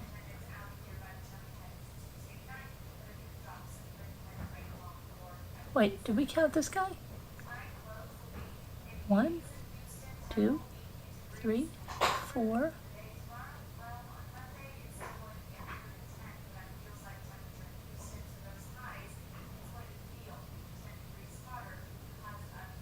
Huh.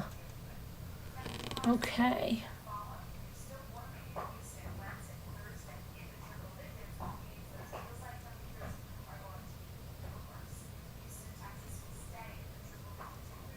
Look at this. I just have to know everyone in the immediate family has a name that starts with S except Megan.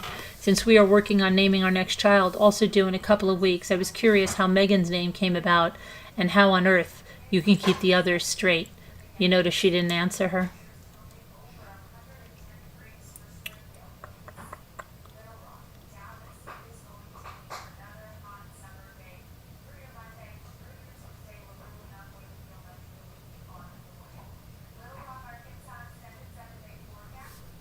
Okay, so Let me see if you guys are still here, because I might just be talking to myself. I don't know. Oh, you're here. Hi, Earth Angel. So, hi. What do you think here with this family here? She looks like Snow White. Who does? The widow?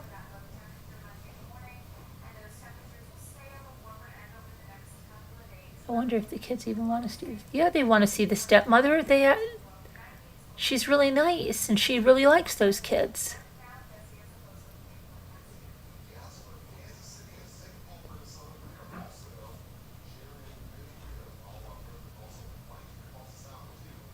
Okay. All right. So,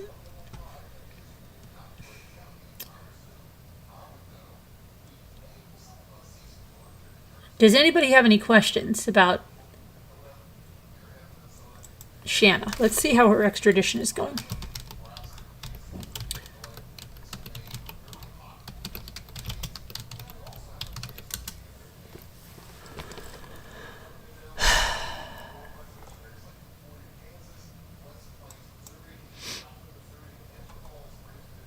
Well, it says Shanna Gardner, the woman with ties to Utah, who gained national attention this week for being charged with the murder of her ex-husband, remains in jail with no bail and no extradition ordered at this time. Your Honor, at this point, we do not anticipate waiving extradition, said attorney Andrew Wegley, who represents Gardner, at her first court appearance on Friday in Benton County, Washington. We want to look at the habeas corpus procedure. This may mean that Gardner is posed to challenge her arrest and detention in the killing of her ex, Jared Bridegan, a Microsoft executive, in February of 2022. His death in a hail of bullets happened near Jacksonville, Florida, where prosecutors announced charges including murder and conspiracy to commit murder. Okay.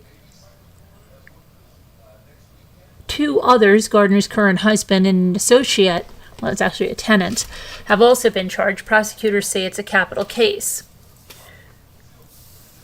Let's see.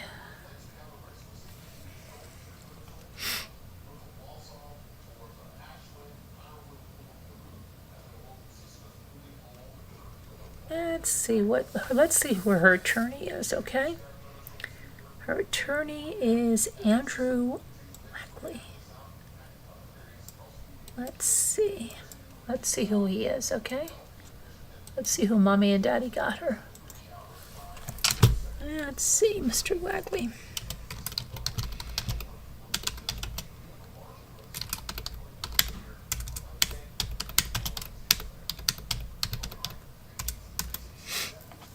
Okay. Well, he is...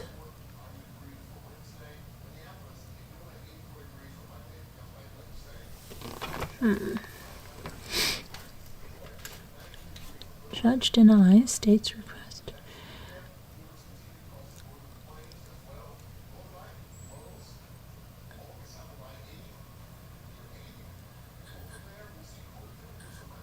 Okay. Let's take a look at this. Well, this looks to be her attorney.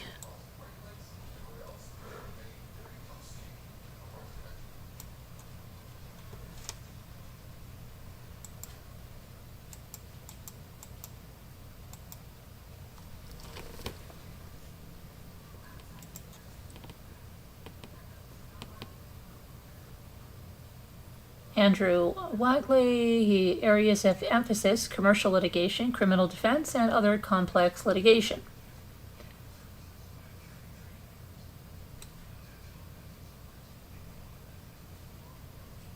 I wonder why they got him. It doesn't look like he's like some...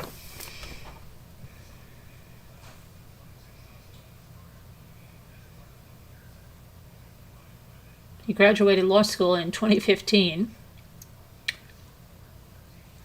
Associate Editor, Gonzaga Law Review.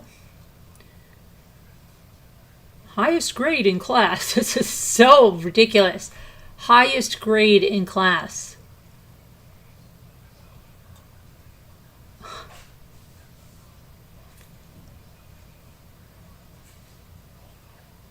I wonder why they got him. It's weird.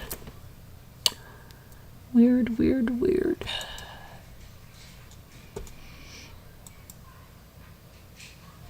Let's see if he has anything.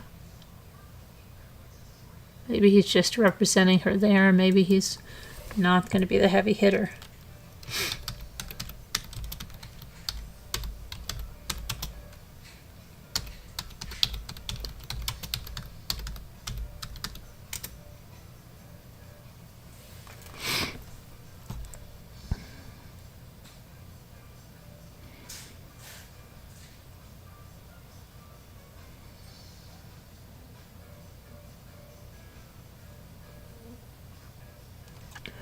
Okay, here's something from April. Former judge accepts a plea deal. Scott Galena admits to 2 charges of assault. Sexual motivation, faces 13 to 27 months in prison. And it says that, let's see what they say.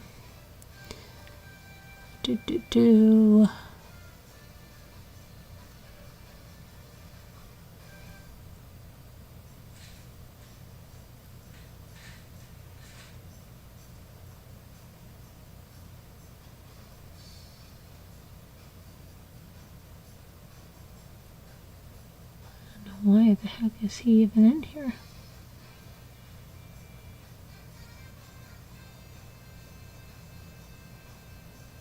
This isn't even about. What does he have?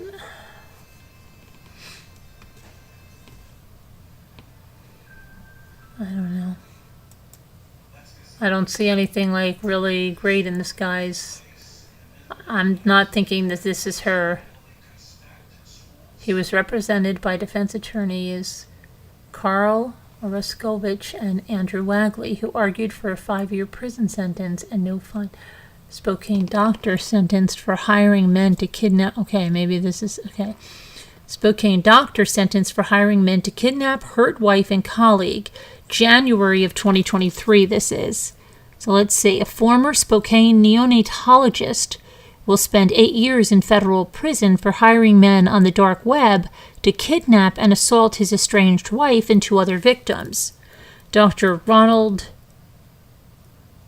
Ilg, 56, has also been ordered by the U.S. Senior District Court to pay $25,000 in restitution and a $100,000 fine. It was unconscionable, the things that you were asking unknown people on the dark web to do.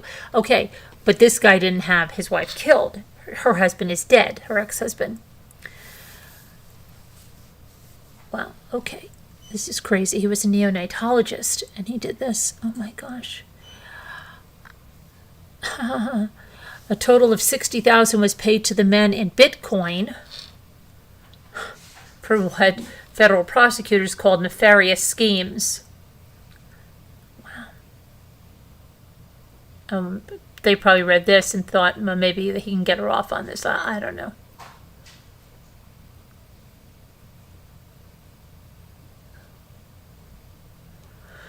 I don't know.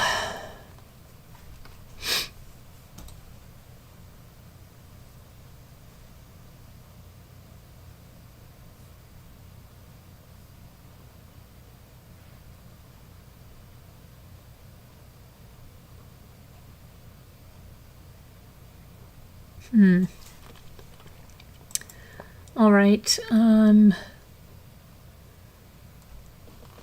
So what are we thinking here now? That's not a good picture. Well, how do you know it's not? Do you know what he really looks like? It might be a very good picture. I'm just saying, right?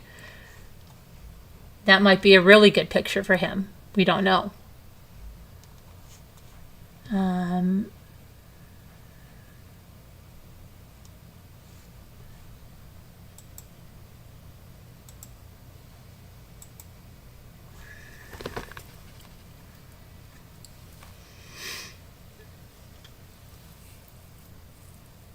Does anybody want to call in and talk about this case? Anybody want to call in and talk about this case?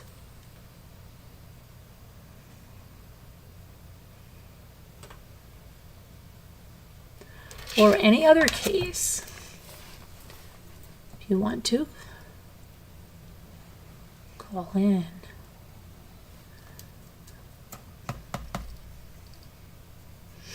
I'd love to hear Catty Texas Girl tell us what she thinks about this.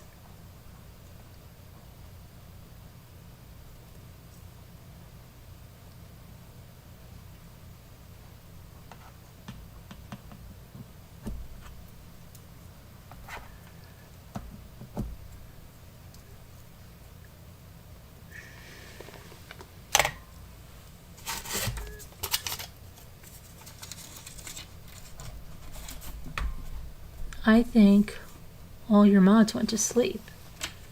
Did they, Beth? No, Linda's right above there.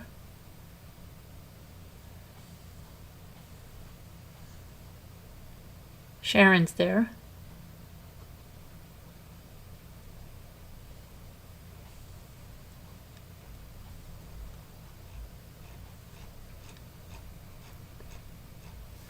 Where's all our chatters?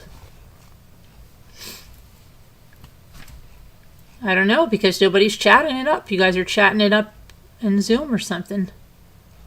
Nobody's chatting at all. Where's all our chatters? Absolutely nobody is chatting.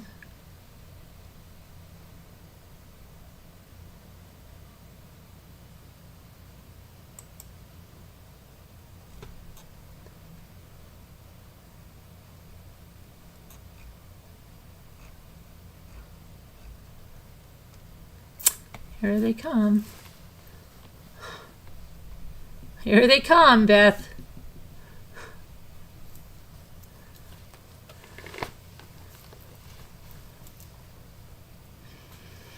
You were looking up the lawyer, Shelley?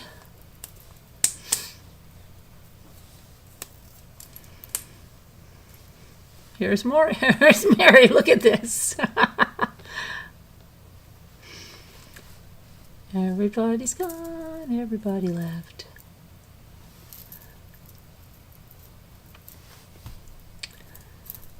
So, does anybody know any Stamping Up people, or does anybody have any? I was looking at places. Okay. Anybody? I'm here and getting stuff ready for work. Okay. I'll be homeless. You're not going to be homeless, Al.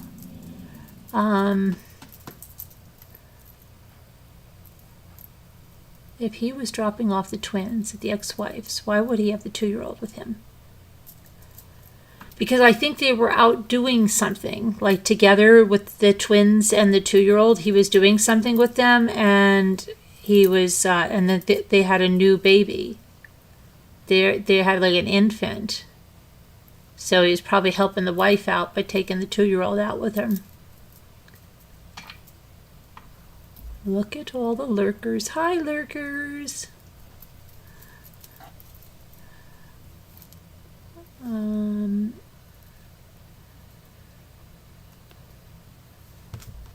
Yeah.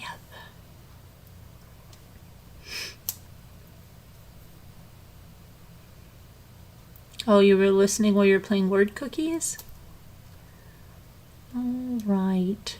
I can't believe it. What time is it? It's only 12:57. I did a lot of swimming today and a lot of kayaking.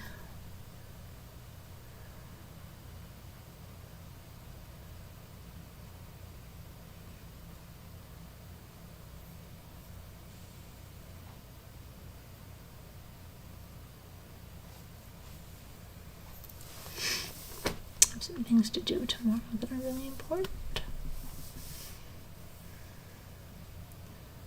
You interrupted the. It's okay, Beth. All right.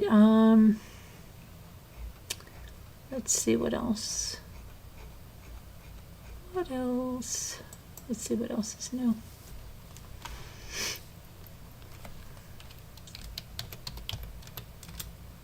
Oh, I know what I had to check. I had to check to see if they got back to me on some Discovery.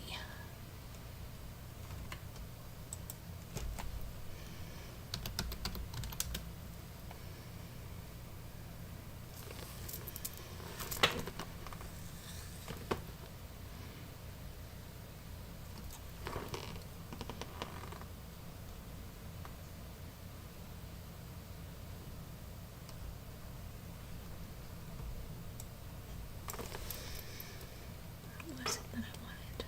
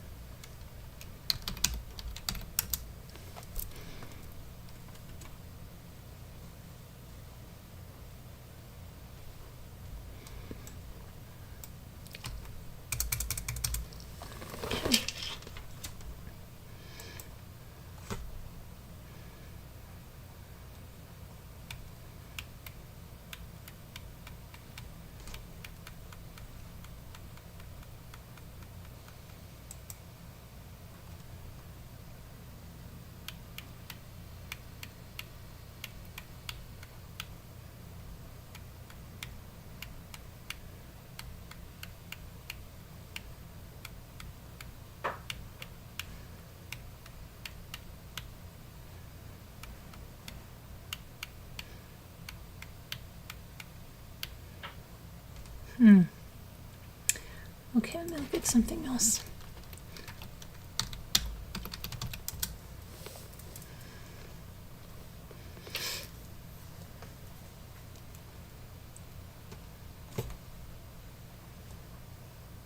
How's the storm, Al?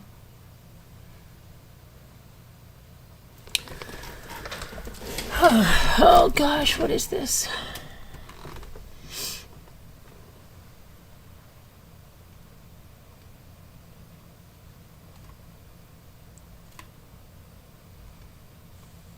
So there's flooding. I'm seeing in Palm Springs, lots of flooding in Palm Springs. Oh wow, lots of flooding. Oh my gosh. A friend of mine out in LA took this picture. And yes, all news and media outlets, you have permission to use this. What is that?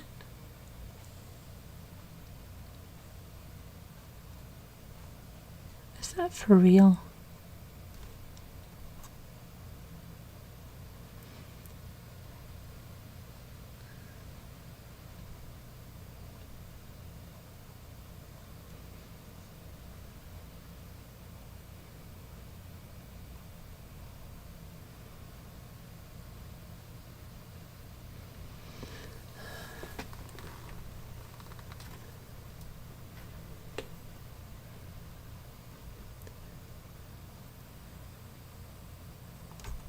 Okay, so I can't, wow, there's a lot of debris and mud flow from Tropical Storm Hillary in Sheep Canyon, northeast of Los Angeles. This was nothing like what I watched when they were driving through, this one thing they were driving through, it didn't even look like there was any flooding. This looks really bad in Wrightwood, California. What's it doing, Al? Let's get a report from Al. Let me, I might as well go and see if she can give us a report. Maybe she can look out the window or something if something's happening. Let's see. 55 minutes ago, someone said it's definitely getting more hurricane-like. But it's not supposed to be a hurricane, it's supposed to be a tropical storm, right? Okay. What do I have to do? I have to get rid of this. I want to leave the meeting. Don't worry about it. Don't get scared. I'll be right back. Still here. Okay. On a new meeting. And L, let's see if you can come on and give us a report of what's going on. And anyone else that might be in the... Bridget, I don't know where, if you're southern or northern, I don't know anybody that might be in, that wants to come on and give a report. Come on down and give us a report.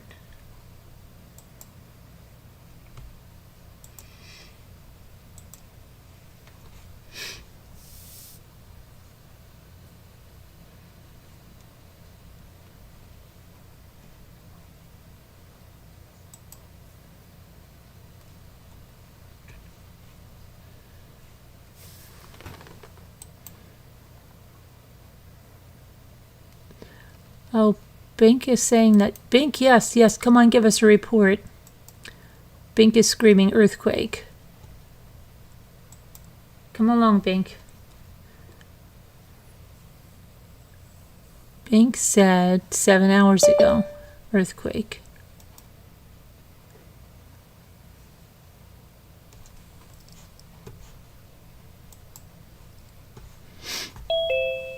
Hello. Carolyn, Hi, what's it doing? it's the winds have calmed down. First, today was nothing, and then as tonight came about 5, 6 o'clock, the winds started getting really bad here. Like I was getting scared. It was getting really bad. There's still a little bit up, but they're not as bad as they were, but they're worse than they were during the day. They're bad. And the rain is still coming down. It's not pouring, but it's coming down at a steady pace. Okay. And how? I'm seeing like, I guess those places aren't around you. Bink, how's it going by you? Why don't you call in? Tell us how it's going. Yeah, so it's still going, but it doesn't look like a hurricane. I wouldn't say it's a hurricane. As I Okay. look outside my window. Ventura had an earthquake. They're showing a truck shaking, the Yeah, I ground can't believe I shaking. didn't feel it. I mean, I know it was far, but I'm very sensitive to earthquakes, and I usually feel them, even when they're far. And I didn't feel this one. It was 135 miles away from me. Wow, Here's there's this Bink. one thing, and all Abby. these dolphins are jumping. Is that for real? Hi, Carol. Hi. What's going on? It's just still raining, and we had the earthquake today. We got a warning about it on our phone first. That was weird. It said, "Get ready, you're going to have an earthquake," basically. And Oh, then great. no sooner I read it, it happened. But it was like a one wave, just real quick. Abby, It was a 5.5, I think. And then right Abby, now, what I time just was that earthquake? Abby, what time was the earthquake? Oh, I don't know. I really Was it- don't know for sure. Was it in the morning? No, it was in the afternoon, I think. Okay. Yeah, I've been busy around here all day, just running around like a chicken without a head. I'm trying to do all my packing, and the girls got their ballet shoes and their ballerinas running around here. And I just went to my son's work to give him a fork, and I'm driving down the street, and I slammed on my brakes. There's a tree just right in the middle of our road, broke off, just laying there. And then when Oh my I turned God. the corner, there's two more little trees laying there. Well, my there's God. all this stuff headed down towards Palm Springs, like this massive debris. Probably Wow. the winds are probably really bad there. It's bad. Our gate keeps opening up and slamming and then slamming shut, and I can't find the hole. My husband won't go out there, so I can't. We have one of those lift up locks, and then you put it I in the don't even cement. Well, I understand can't what find this the hole. is that I'm looking That's what at. she said. You're a stinker. But I'm sweating to death. I mean, I'm so hot. I have my fan on. I don't have my air conditioner on. I was so cold Last today night, after I our went lights- swimming and I was in the The kayak. lights went out, and then they were off for like 2 or 3 hours, and then they came back on for 2 hours, and then they went off, and then they came right back on. But my son said they went off because there was someone got in a wreck down the street. Oh. Somebody was killed, and they knocked down the pole. Oh no. That's what he said. Yeah. Oh, that's a shame. That was the first time I went outside, was just a few minutes ago, to take Johnny a fork. I think it's not as bad as they thought it was going to be. Well, I don't know. Palm Springs looks pretty bad. Yeah. Really? Yeah. Really Yeah, bad. it said that like it wasn't going to go as far as Long Beach. It wouldn't go to the water that far, so that would be us. But it went from a 4 to a 1. It is now. So that's way different. But my son said it's going to hit tonight, but I don't know about that either. Well, there's Huntington Beach. That's where Evie is. No, I'm not in Huntington Beach. You're not? I'm like in Long Beach. Oh, Long Beach. Yeah, I'm not really in Long Beach, but I'm right close to it. It takes me about 20 minutes to get to the Palm beach. Springs is totally flooded. Oh my God. Wow. Mm-hmm. Well, they're not used to getting rain. Right? I mean, it was so hot when I was there, 2 weeks ago now? Some guy was surfing on the street behind a Yes. car. I'm serious. I The didn't car go was see the pulling river. him, and he was surfing. Oh my When El goodness. Nino hit, I was driving and it was pouring down, and then the road turned into a river. It was like you Wow. couldn't see any sidewalks or nothing. Evie, you shouldn't have been out. Well, my son works right around the corner from me, so it's But not bad still. here right now. It's not bad at all here right now. You hear my wind chimes? Yeah.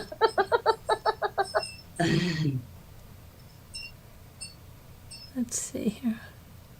Massive rock fell on California highway during Hurricane Hillary. But it's a tropical storm, isn't it? They keep calling it her. Yeah, that's what they called it.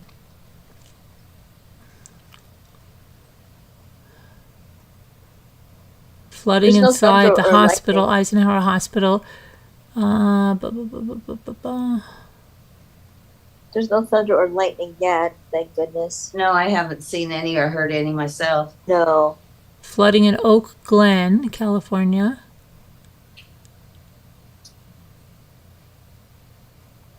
I heard you say Wrightwood. That's up towards the mountains from me.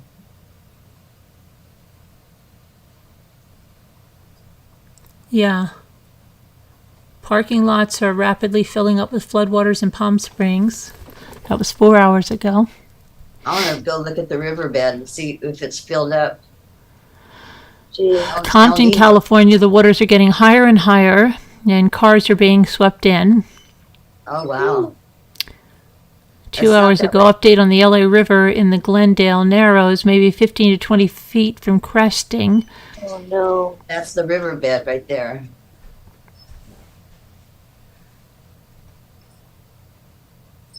How long is this supposed to go on for? I have no idea.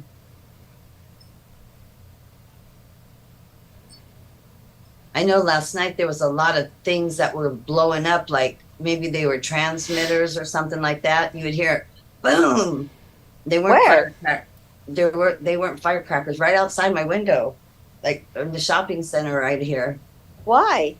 I don't know if it was the rain or I don't know what it was, but they were. I heard about 3 of them. That's weird. Yeah, when our lights went out, I went outside and looked at the poles, the wires, to see if anything was on fire, but it wasn't. Huh.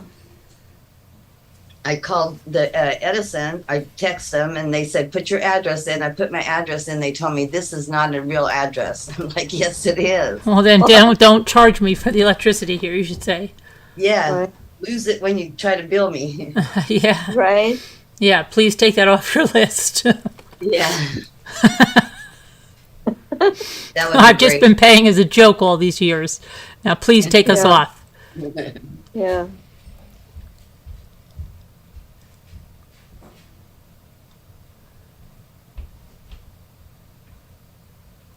Malibu Pier. What about that? That's nice. They're crowded with surfers during Hurricane Hillary. People are out surfing now. They were then. Not at night. I don't No, think. not at night. No, not at night. But I guarantee they were out there today. Bet you they'll be out there tomorrow morning.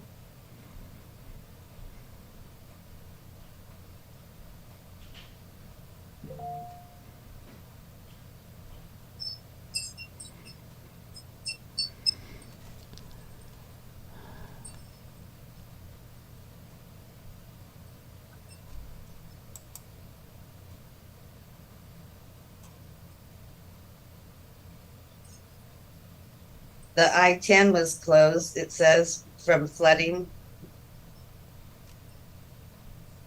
It's falling 2 inches in an hour in the desert. Oh my gosh.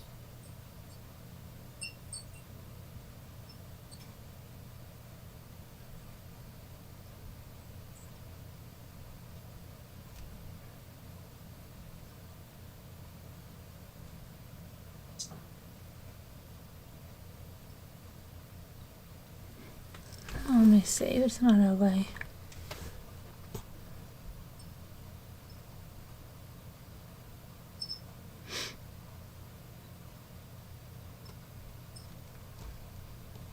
I might have to close my window.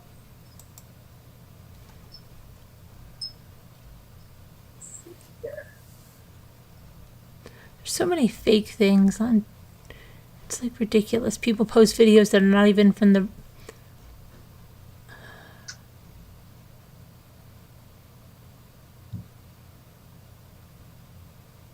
Yeah, this is so fake. This cannot be real. Let me see what this is about. I'm just looking because some of the stuff that they're showing is not real, and that's what I can't stand about Twitter. Oh,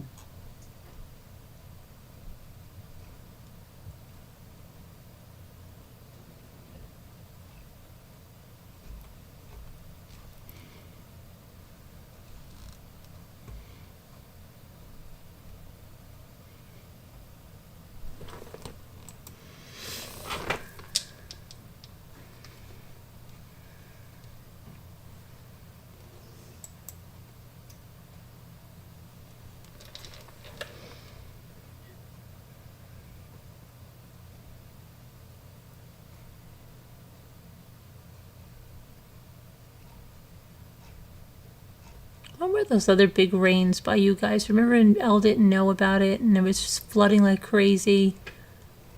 When was that? I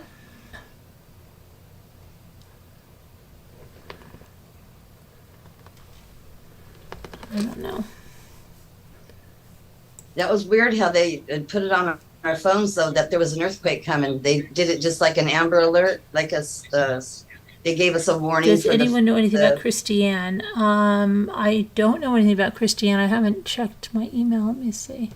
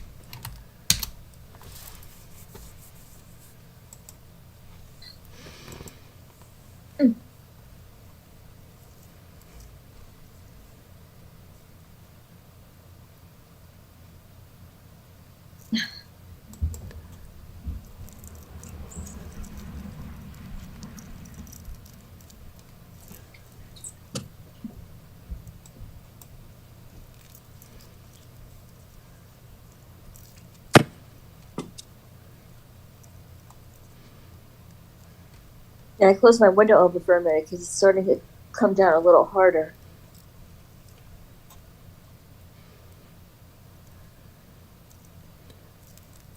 hope it doesn't get any worse. Well, what does it say? What's the forecast, Evie?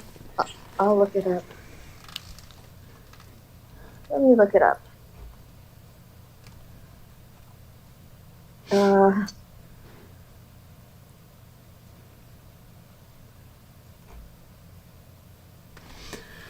Severe significant threat to life or property, alert in effect till 4 a.m.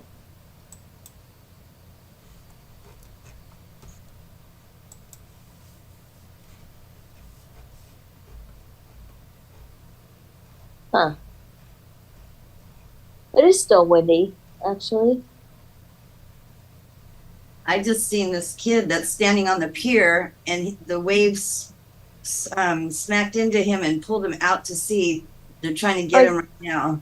Oh my Are you gosh. kidding? It was the girl, the other kid out on the pier. Is it real? I don't know how to tell if it's real, but it Well, looks look like at the comments, because a lot of stuff, they just did that with about a dog or something, and somebody, it's horrible. But What the heck is wrong with people? People should be home safely in their beds. Are you looking it up, Elle? I did. They said there's until 4 o'clock this morning. There's a hurricane watch. Oh, you can't play this stuff. let me turn Okay. it on. Sorry. That's it. I'll mute you. I muted you. All right. I want to look at.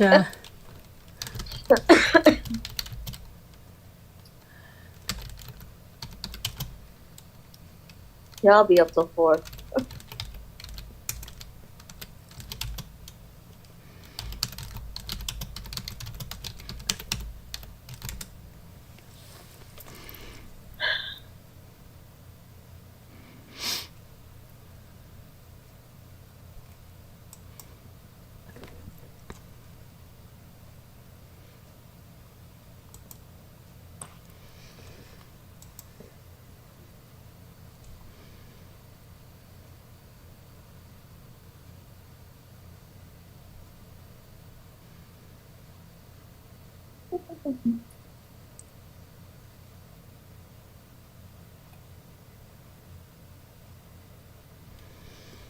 Okay. So,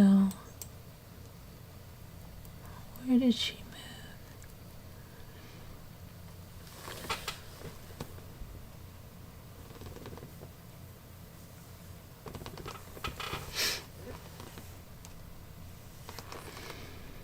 So let me see here.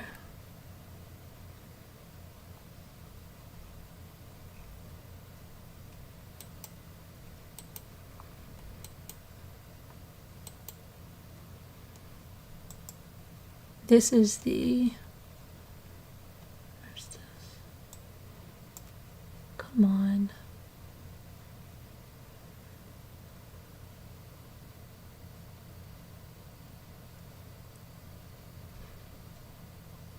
Wednesday. This is the. First Republican primary who's debate playing something? on Fox News. Oh, that's Democracy this stupid 24 ad. starts here. Sorry. I'll play anything. That was me. That wasn't. It was my ad. Okay. This is the house in Washington State that the parents helped move her from Florida across there when they're knowing that, yeah, she helped kill her ex-husband. Lovely. And let's see. I'm trying to get her. Lovely. 2017. It's amazing what you do for your kids, though, right?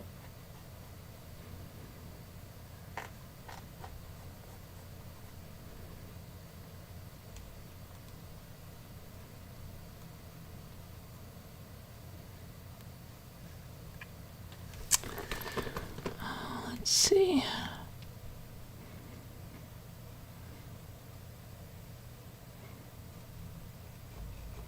She had a baking company called Beach Baked 904 from her Florida home. Huh. Beach Baked 904.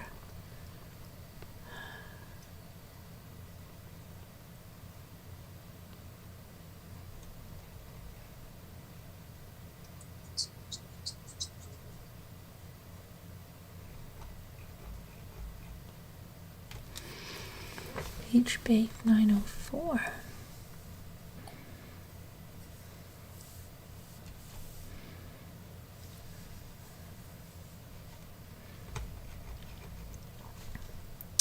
Sure my computer will unlock itself. I'll look.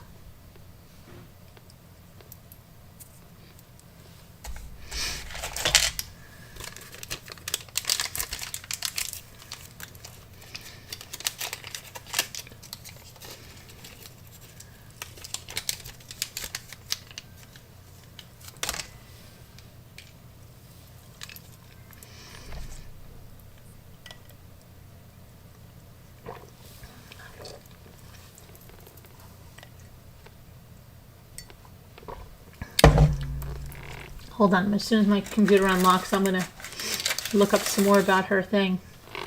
I'll take something so I don't throw up. Okay. Sorry.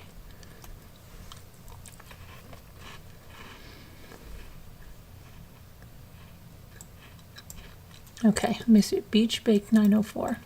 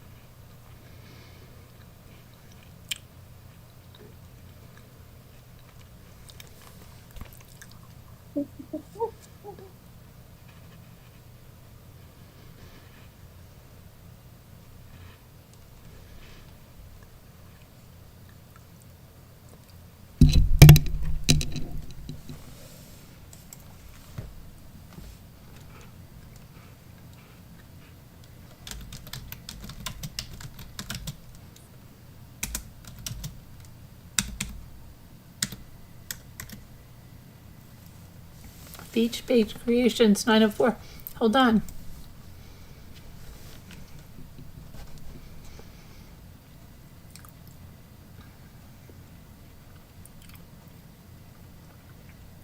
Was this her?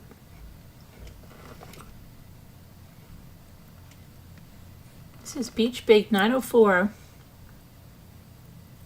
Jackson Beach, Florida. 125 followers on Instagram. The website is not found anymore. Let me see this. A little all-day project. The stringing is normal. I just got to clean it up. What is this? This looks like plastic.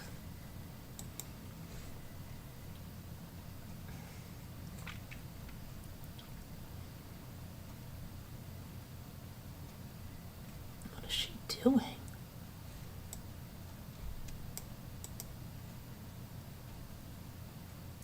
.3D printing.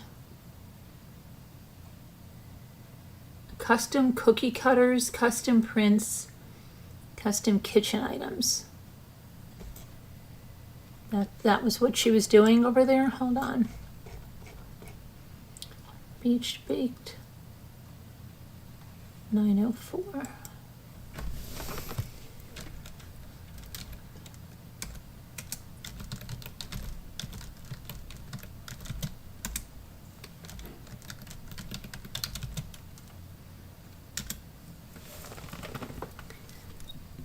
Yeah, Gardner Brand, Beach Bay Creations. There are no Department of Revenue records.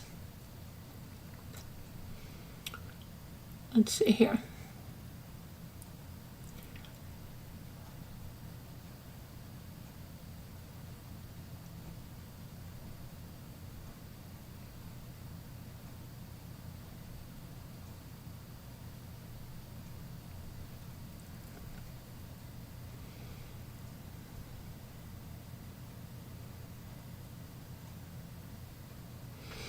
Okay, so here's something else. Gardner and the twins reportedly moved into that Washington house earlier this year. There's little publicity available about White Sand LLC, which was formed in 2004.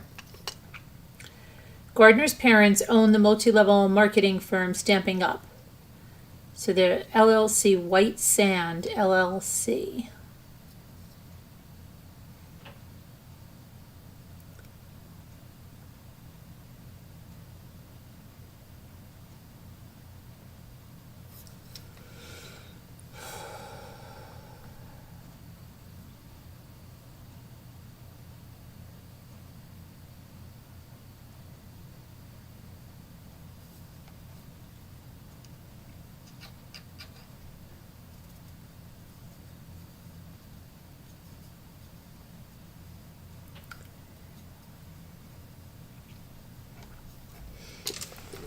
There were no Department of Revenue records of her moving it to Washington State. Gardner ran Beach Bay Creations before moving to West Richland. Beach Bay Creations. Okay, so we're finding out a little more about her.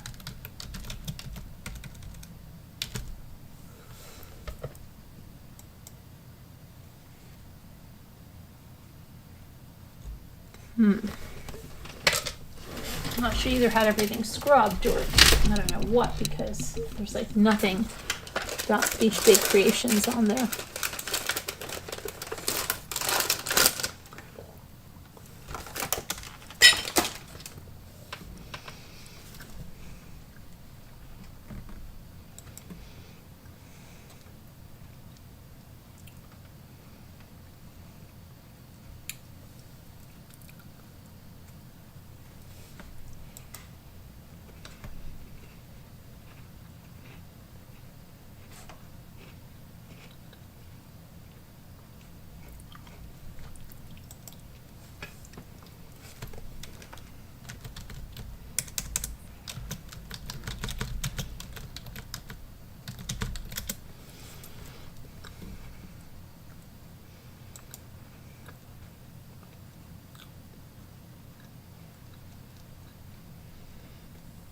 Okay, so Beach Bay 904.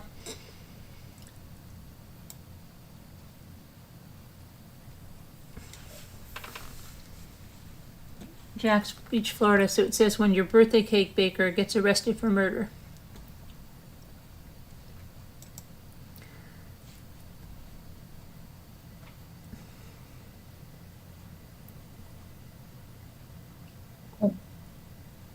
But that's not the...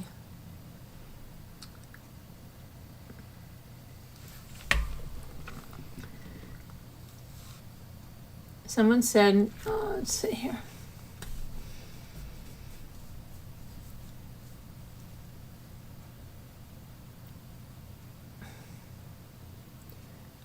Cake itself was really good. It was chocolate and white cream with a surfboard, but I thought she didn't. I thought she made cake mold or something.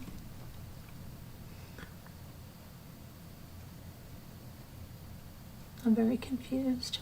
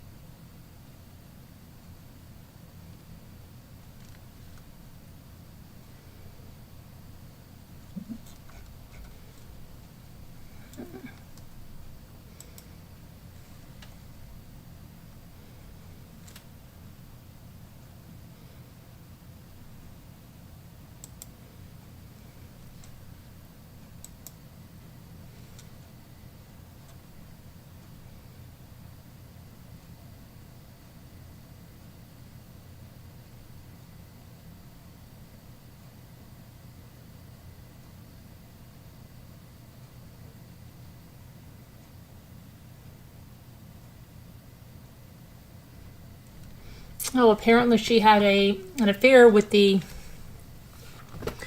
Okay, as a Christmas gift in 2004, Jared Bredigan bought his then wife, Shanna Gardner, a package of training sessions.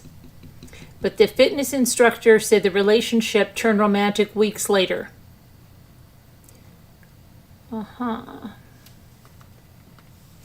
Isn't that weird? And she denied it, but the fitness instructor said no, it happened. So she ended up cheating on him.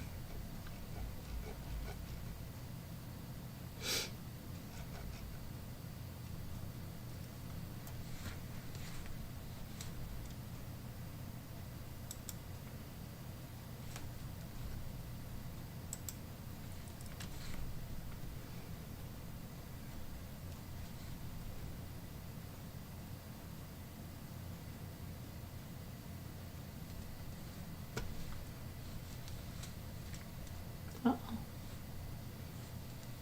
Uh-oh.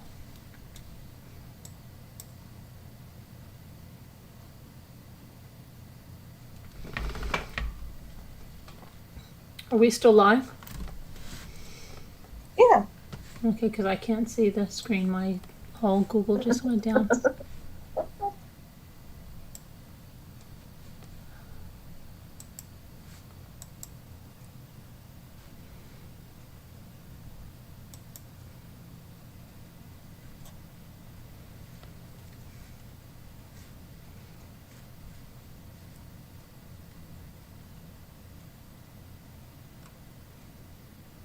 Of course we are.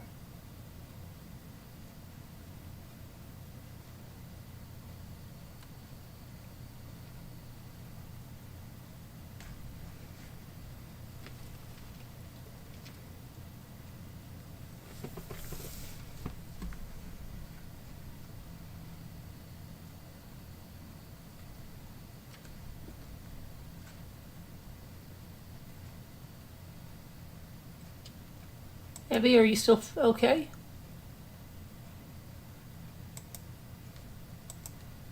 I'm still here. I'm here. Okay.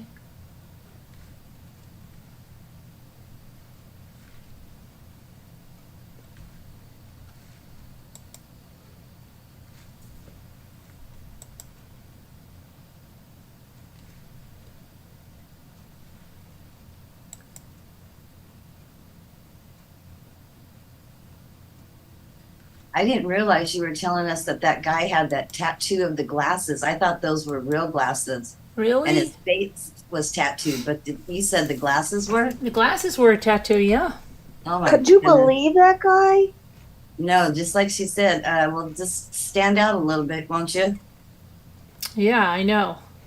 Oh my There was a gosh. guy that killed a cop out here. That he looked just like that. He had a tattoo all over his face and his top of his head and everything. Crazy. Why? Yeah. Boy. That guy really freaked me out. Kevin says the flood warning expires in about 40 minutes. Yay! Hi, Misbehave. Thanks, Kevin.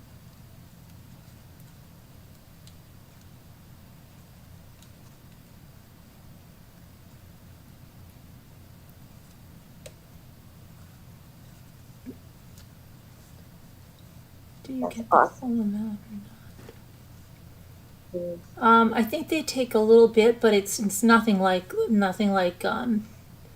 it's a very small percentage, and so will PayPal or anything like that.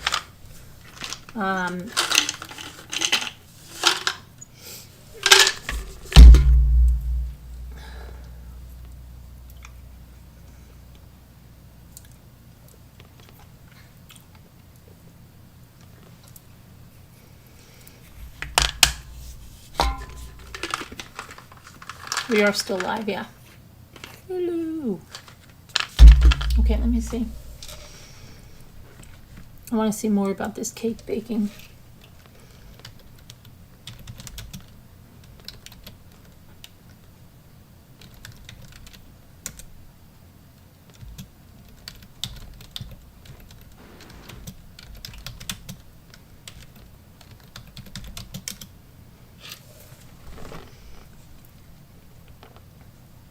Oh, wow.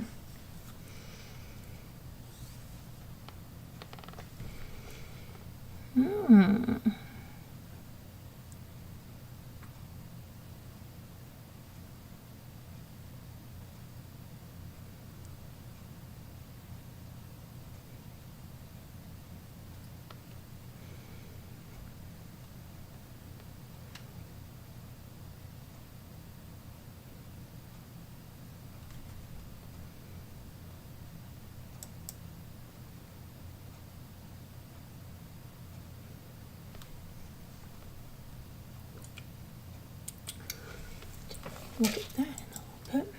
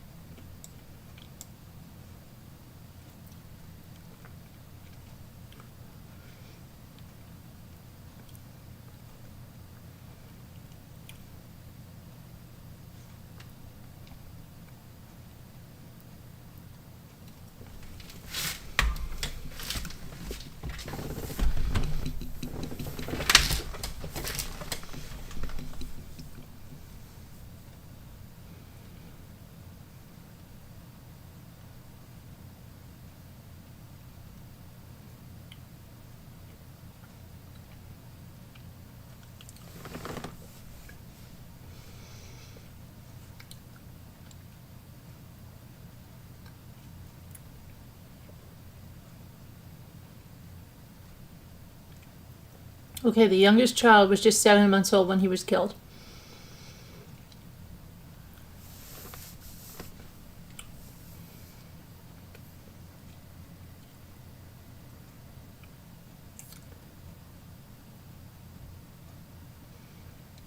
And now deleted blog post. Rittigan's former mother-in-law, Shelley Gardner, who initially claimed that Fernandez and everybody who knows her was uninvited from the funeral. She wrote, after Shanna, along with everyone who knew her, was uninvited from Jared's funeral services, Shanna and the twins planned their own celebration of life. That was the lie. When comments were posted taking issue with the statement Gardner posted once more saying, as everyone knows, there are multiple sides to every story, and I've chosen not to share our side for the sake of everyone involved, especially our children. I would like to clarify a couple of points, she added. Yes, Kirsten offered to arrange to pick up Liam and Abby prior to the memorial service and bring them back, but since not one person from Jared's family, including his parents, had reached out to Liam and Abby, the twins did not want to be without their mom. The twins' therapist said it was crucial that Liam and Abby attend the memorial for their healing and well-being, and that they need their mother with them. This was disregarded by Kirsten. That is why Shanna decided to help the twins with her own memorial service.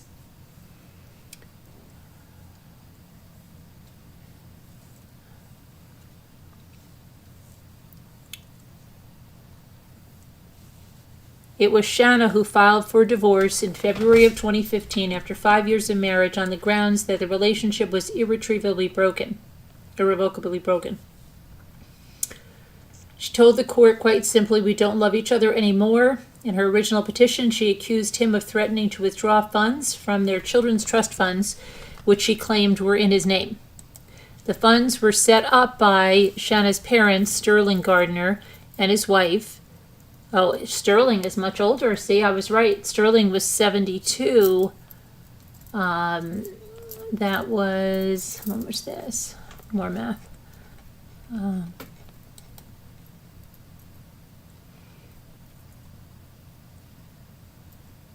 So he's 73 now.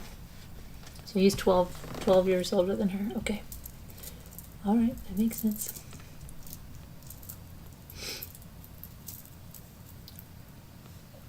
Funds were set up by Shanna's parents, Sterling Gardner, and his wife Shelley, who are wealthy after Shelley co-founded Stamping Up, a direct sales multi-marketing company specializing in stamps with an annual turnover more than $100 million.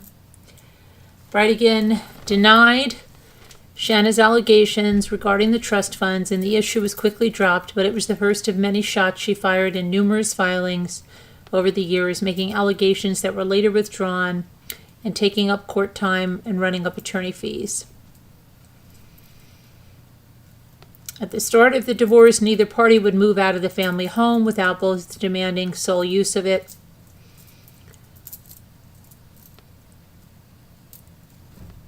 Okay, in one other filing, Brightigan accuses his then estranged wife of locking him out of the master bedroom, installing surveillance devices in the children's bedroom and his car, and speaking to him in a disparaging manner in front of the children. He alleged that this was all in an attempt on her part to drive him out of the family home in order to attempt to gain an advantage in this custody case. Their son has a congenital heart condition that requires specialist treatment in New York.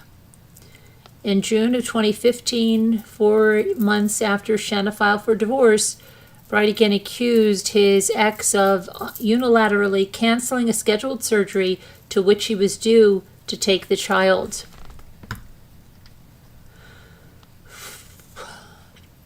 He also accused her of engaging in conduct during his marriage in an effort to starve him into submission. The divorce was finalized in July of 2015, but by November, the couple went back to court, squabbling over the terms of custody agreements, which called for a 50-50 split. By the following May, Brightigan had again taken his wife to court, filing a motion accusing her of contempt and calling the court to enforce the custody terms, by which she was not abiding. Just the first of dozens of filings dominated by the issues of custody of the children, the health care, travel, and schooling. Meanwhile, the litigation between Shanna and Jared dragged on through the years, with the language in the filings becoming increasingly hostile and more outlandish. While Brightigan with his new wife Kristen were by all accounts building a family, Shanna was alleging that Brightigan was guilty of disturbing and abusive behavior towards their children. She filed a court document in 2020 claiming that he had been regularly interrogating the minor children and recording their statements. She said it also appears that the father is actively coaching the children what to say and is now threatening to use these coached recorded statements against the mother. These actions are, she insisted, clearly abusive, both emotionally and mentally, and an outrageous violation of shared parental responsibility as well as basic decency. In the last filing entered into the record just 4 months before Brightigan's violent death, Shanna accused him of caring more about humiliating her than the life of his own son. She accused him of withholding medical equipment and oxygen machine needed by her son for travel above a certain altitude unless she apologized for a host of transgressions. The court document states the father clearly considers the vindictiveness towards the mother far more important than protecting his son's life. She claims that he put in writing that he is more concerned with humiliating the mother than he is with making sure his own child does not die, and described this as a shocking turn of events. In fact, court documents reflect that Shanna already owned a perfectly functioning oxygen machine.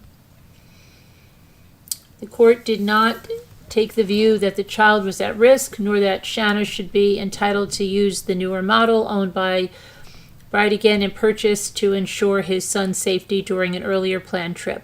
According to one person familiar with the affair, Brightigan could not be further removed from the negligent father that the ex-wife sought to paint him at, and he did his best to take her attacks in stride. The source said Jared was a hero for how he handled his family's dynamics. He was so patient and kind with all the accusations that were constantly thrust on him. He never complained about it, and he took it all in stride so he could let his kids feel safe and comfortable. Shanna ultimately lost her action, calling for sanctions against Jared, and in only a handful of months, an even more shocking turn of events took place when Brightigan's death drew a very firm line under years of constant and increasing hostile litigation. The recording of his death is the last entry on the lengthy docket. Shanna has not spoken publicly about her former husband's death. She has stopped taking orders for her baking company, Beach Bake 904, and would not come to the door when approached by the media. Though her husband told Daily Mail that both she and he have spoken with detectives working on the case.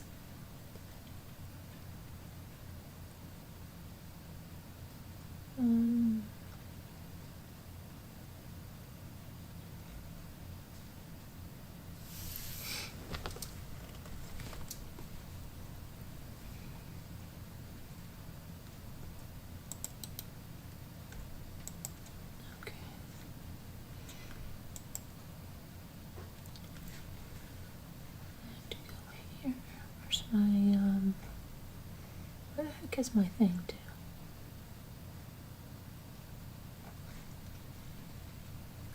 Looks like the wind's picking up again. Is it? What's going on, Evie? Anything by you? No, it seems the same to me. You want to put a raincoat on you and go out in the street, El? No. No. You could be a roving reporter. You could get business cards with that title on there. Yeah. The roving reporter. No, thank you. Rambling reporter. I'd love to be a reporter, just not a weather reporter. Remember that one where that lady was out reporting and the stop sign flew up and smacked her in the head? Oh, yeah. Oh my gosh. That was awful. I don't know how she didn't die. I know.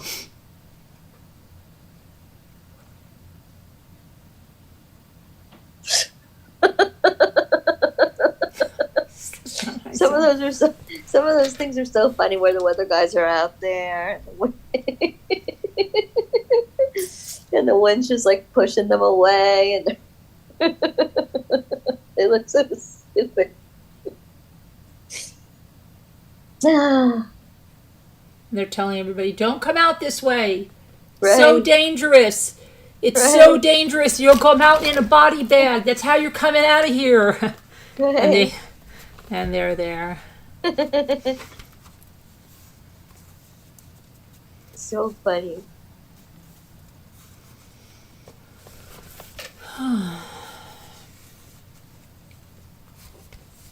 Quiet night. It's a quiet night. It's a quiet night. Want to play the real estate game? I can look if there's anything good. Yeah. I can see. All right, let's see.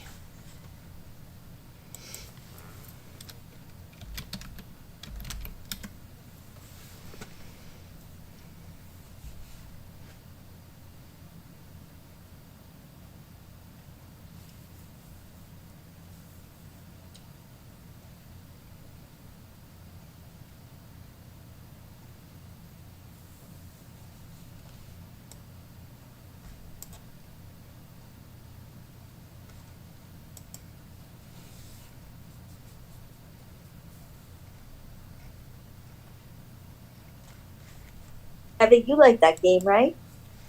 Yeah.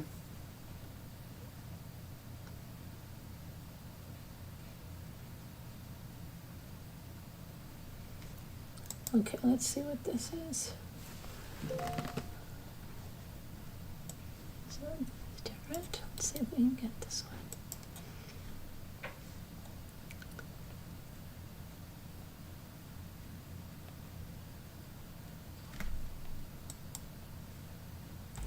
All right. So we're going to go to Georgia. Georgia. Come on. Georgia. Savannah. Okay. Get over there now, Georgia. All right. This is an architectural jewel on 12 acres. East Coast meets West Coast in this one-of-a-kind, designed and built estate home. As you approach the long driveway, this perfectly sited home on 12 lush acres recalls Martha's Vineyard. Step through the door and you could be in Big Sur on the California coast. The house combines a mid-century sweeping open floor plan with heart pine floors, vaulted ceilings, and beams of reclaimed wood. Spacious rooms and large windows reminiscent of architecture of Robert A.M. Stern.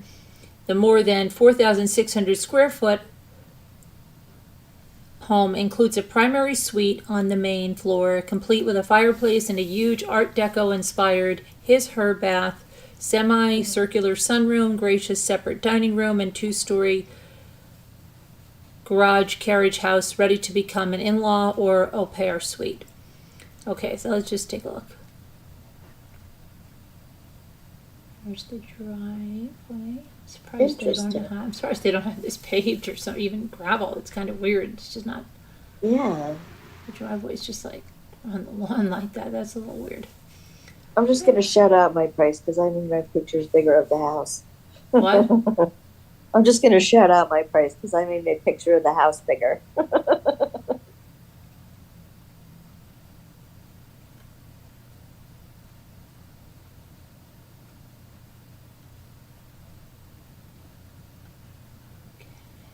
It's an interesting looking house. Yeah. Very different.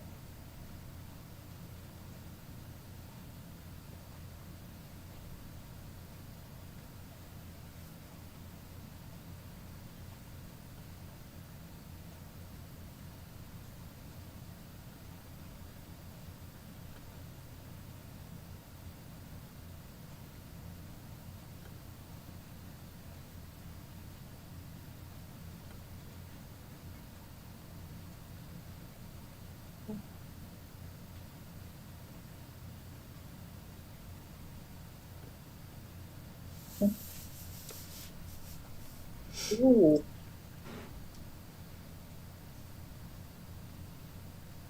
Pretty.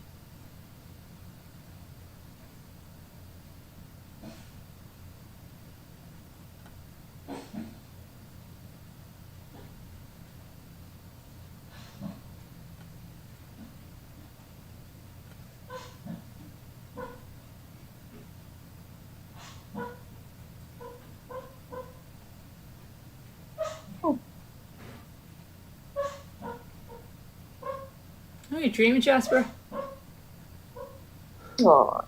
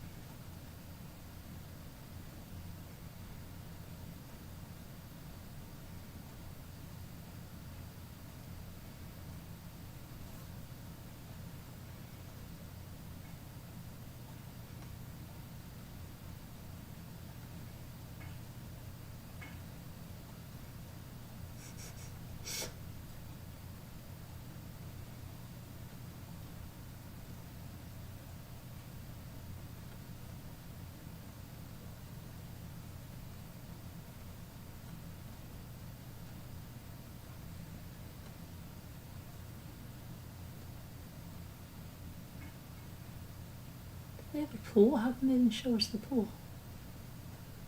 Mm.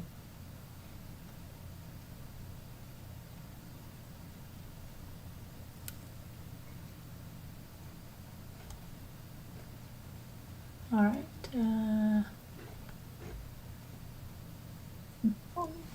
They do have a pool, I guess. They didn't really show it to us. Okay, so it's built in 1970. Yeah. How much do you think it is? $365.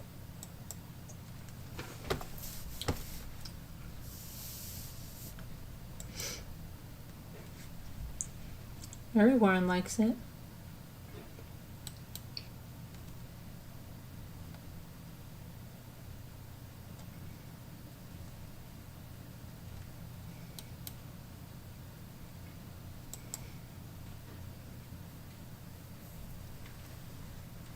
Kevin says 600.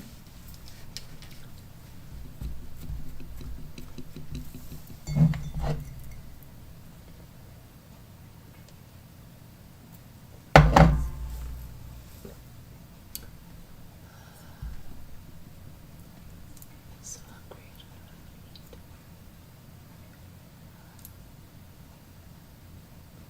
Got to have watermelon again today.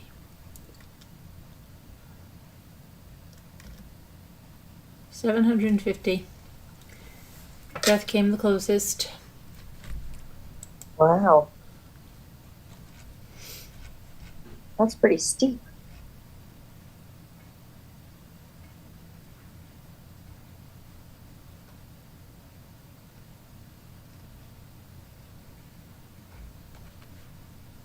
Oh.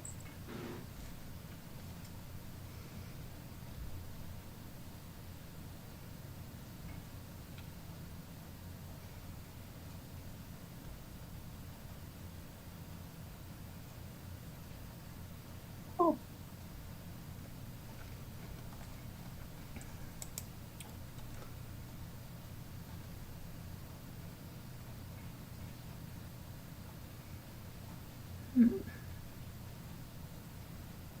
Oh.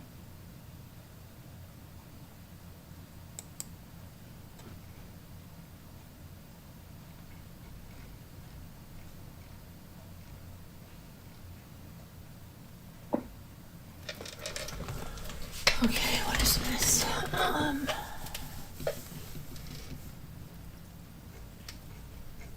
All right, let's see if this is.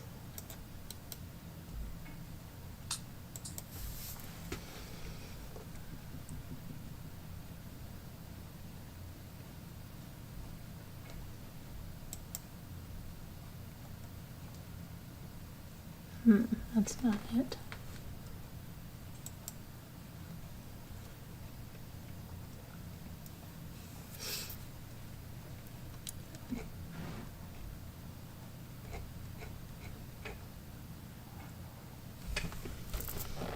Why don't they have it listed?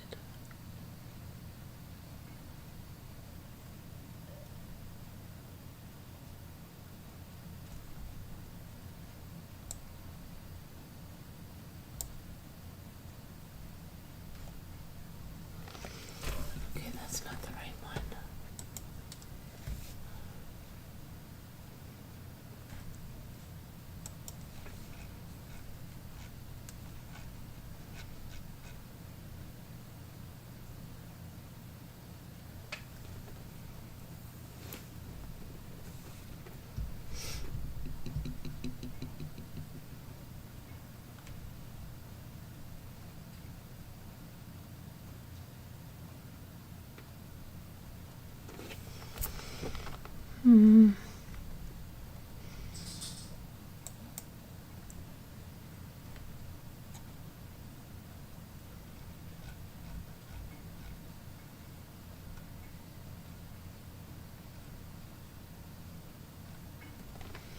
Okay, I've never seen this one.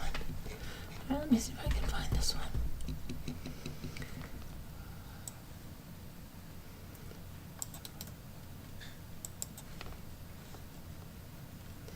All right, so we go to South Carolina. Let's see what this is. This is, come on. South Carolina. Okay.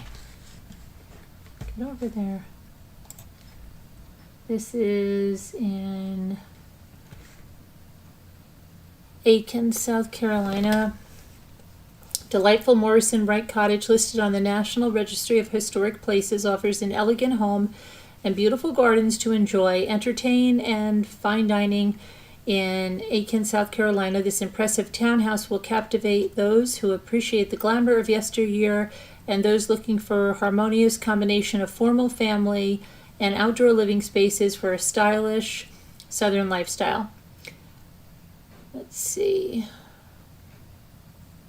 So it's 5,926 square feet, 5 bedrooms, 3.5 bathrooms, built in 1900. It's a colonial revival. Oh, It's on 0.7 of an acre, so it's shy of an acre. Okay, let's take a look.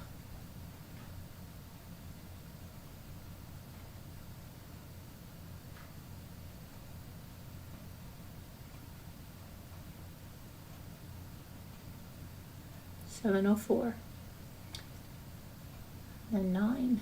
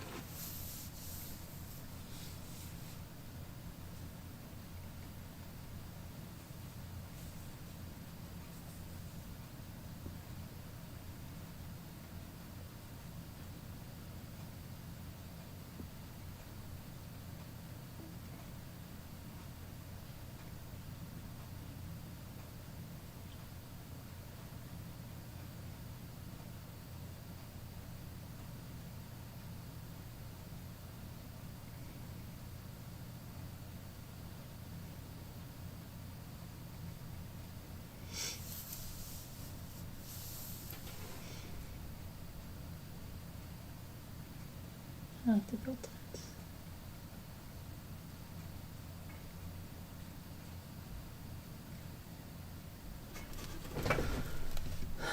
Okay. I'll have those for Christmas. What? Decorated for Christmas. I can't hear you. Decorated for Christmas. How nice. Oh.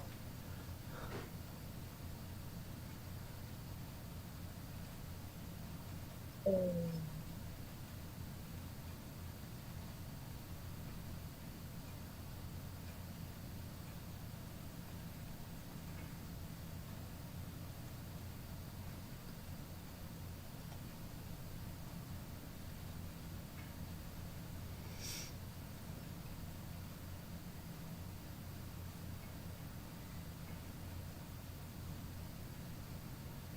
Wow, we've got a lot of outdoor spaces.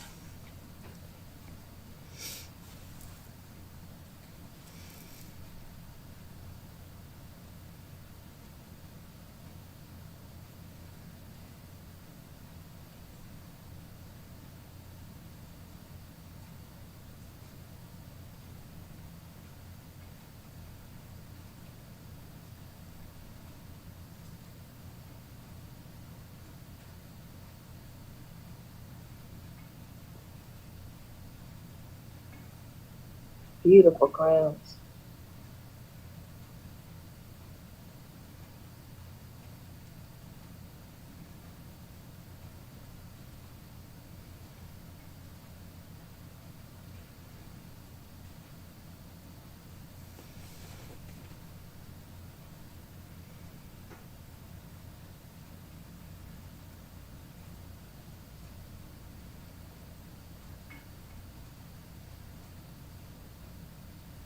Oh, look, it's got a little Scotty dog down there.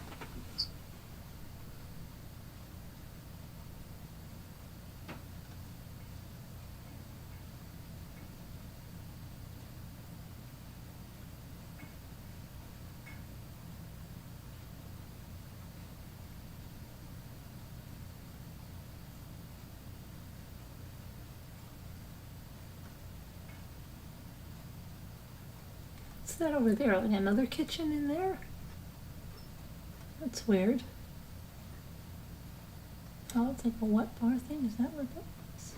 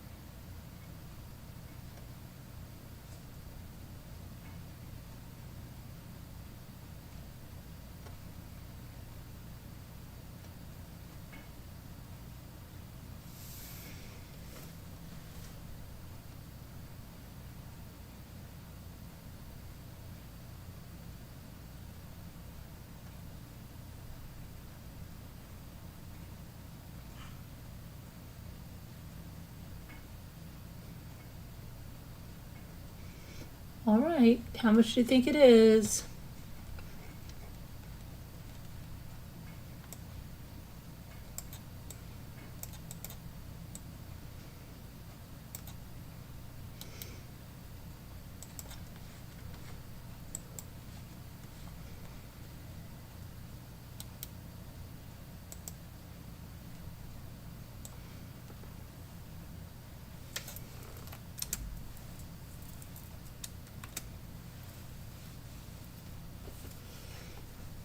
Ella, if you could get that for 525, you better buy it tomorrow.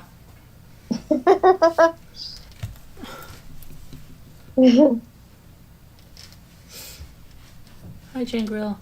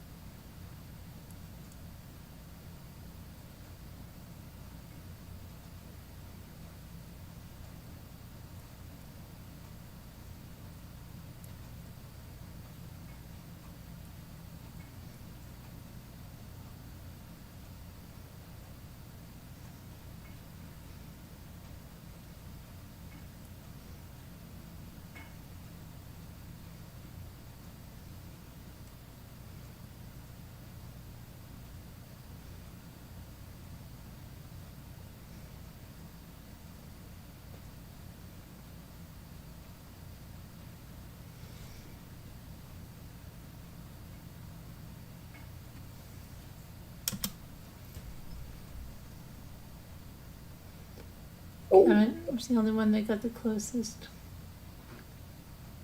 Guess I was a bit off. Yeah, just a bit. Just a bit. Just I'm gonna try the word game. I have to get. I was. Gonna say to finish this from yesterday. which way am I going?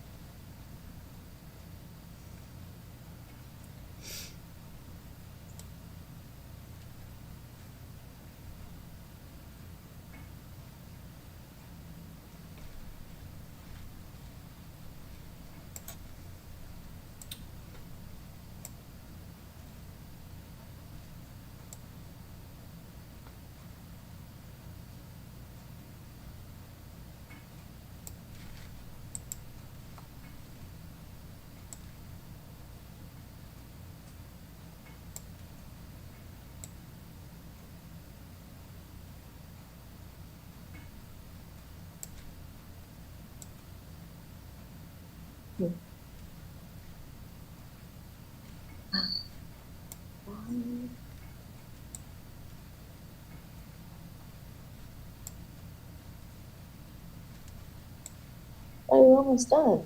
Oh, this is not the word puzzle. This is the one I was doing before that. Oh, You believe it's drowsy? Drowsy sounds right. And it is.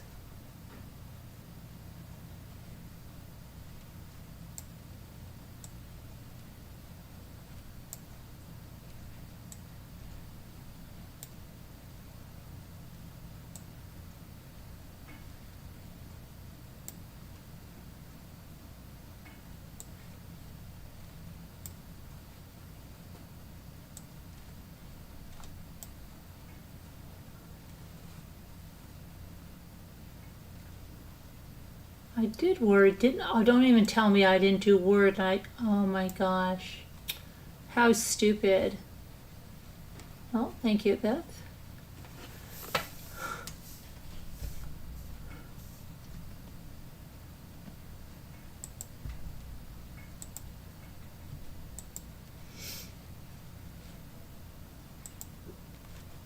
Okay, let's go to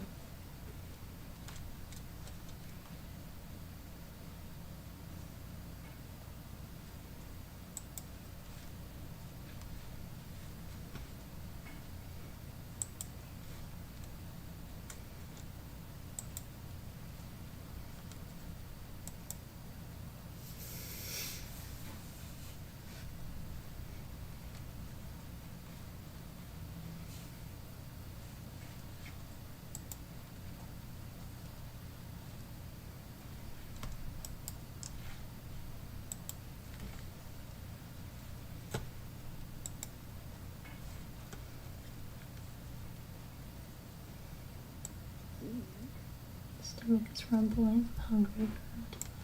what?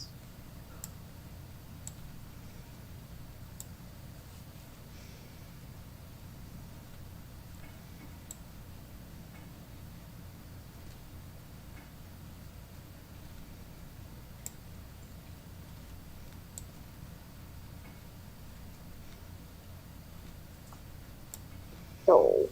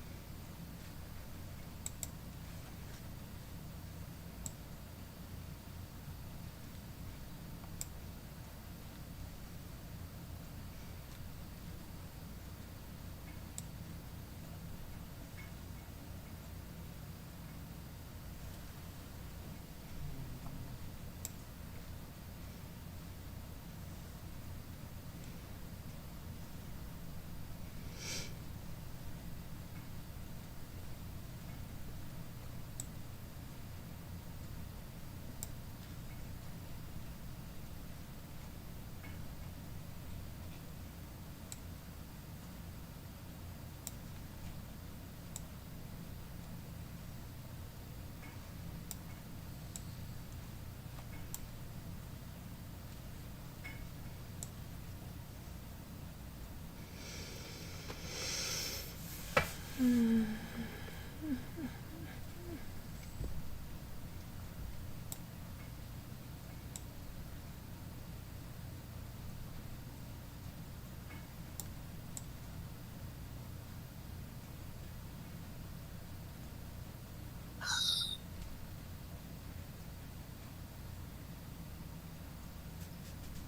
getting hot with my window closed. What? It's getting hot with my window closed. So you open it. In a bit.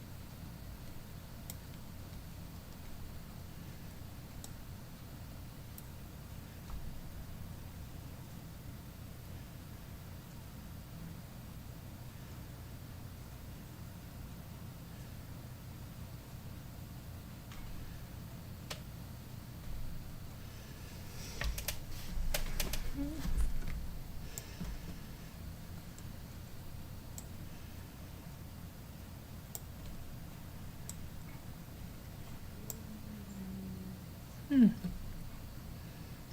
a murder of crows. Good, a murder of crows.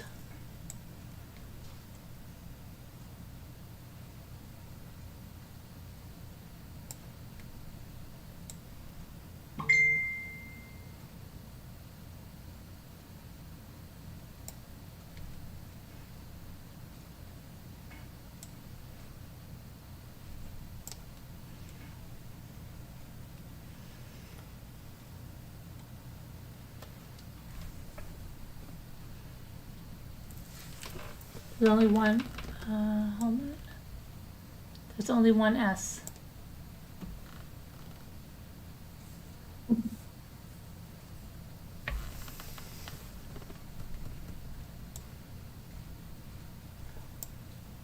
Very good, a murder of crows.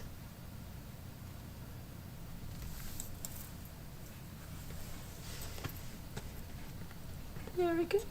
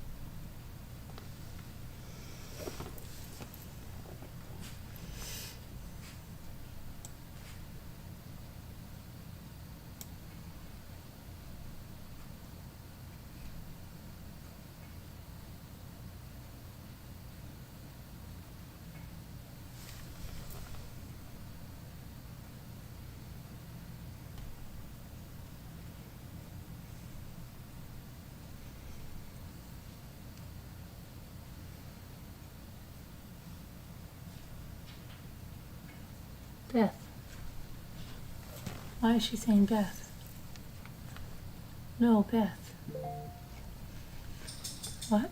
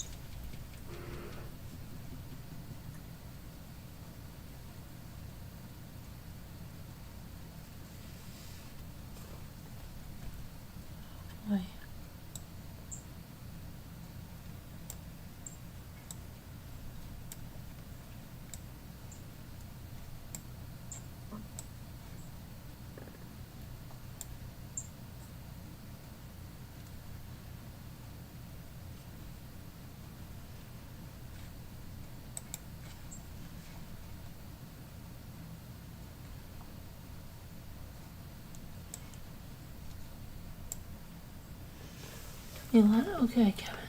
Beth.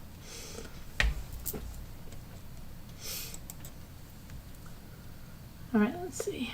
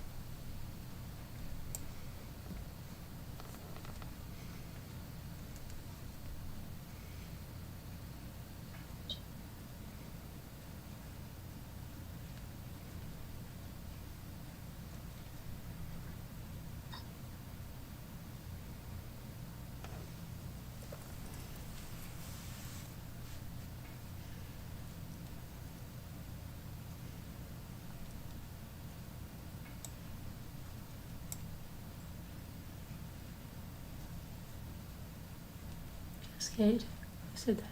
Beth? Cascade? Yay!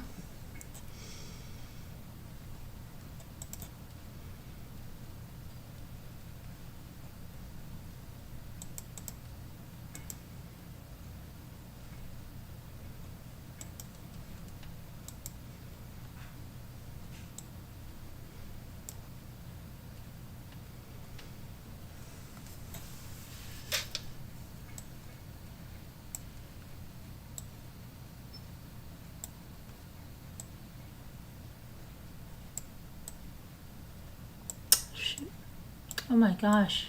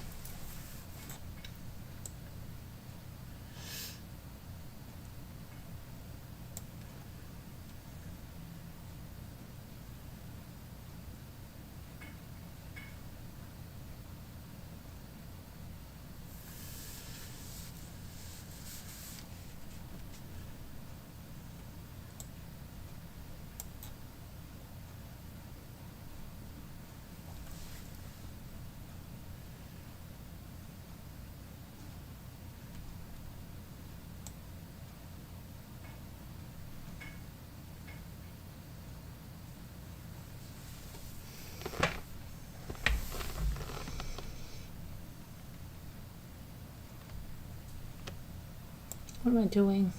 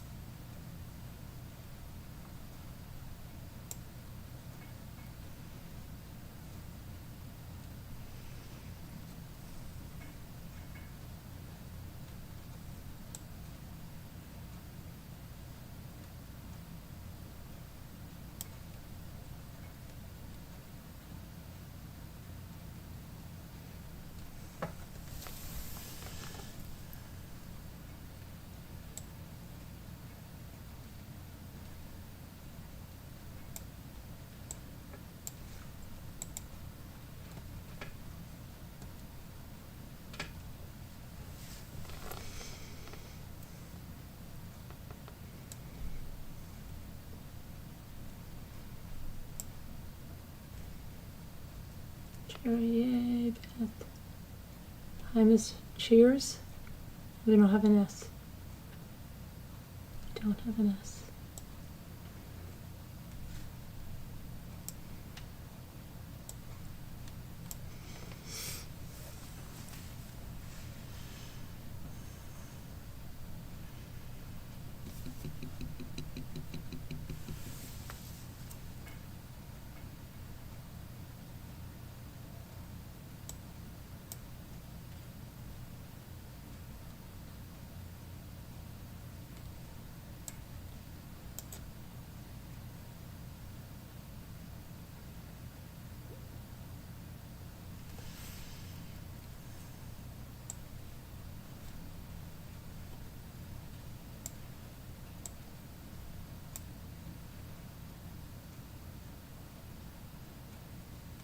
I did that.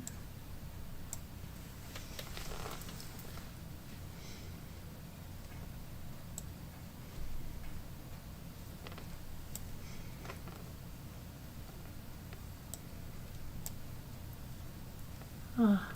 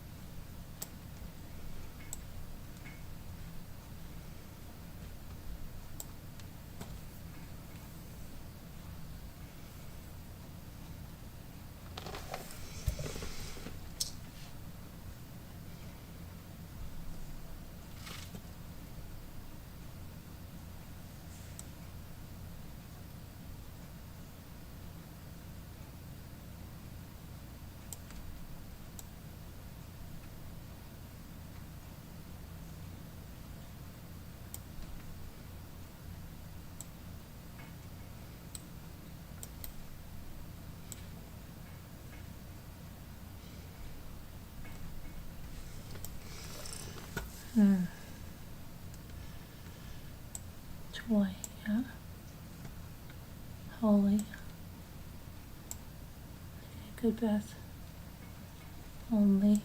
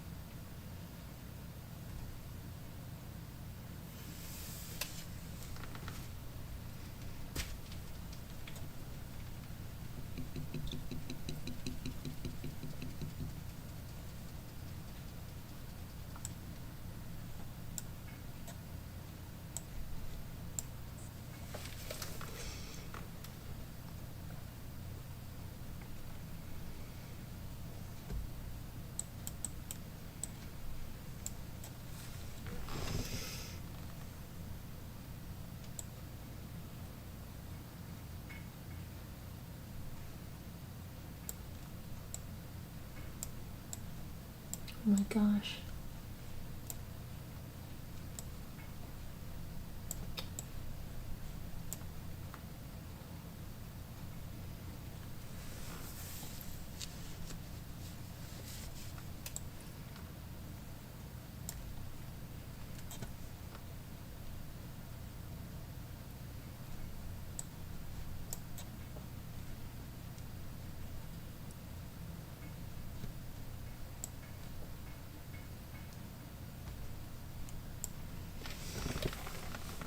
Thanks, Beth.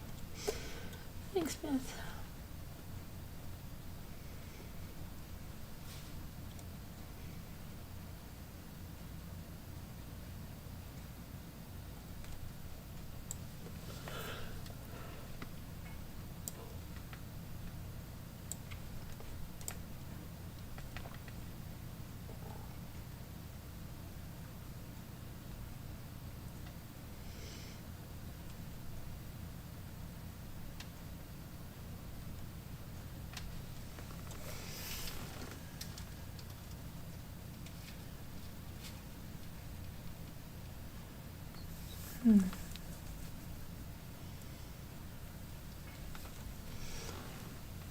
Oh gosh.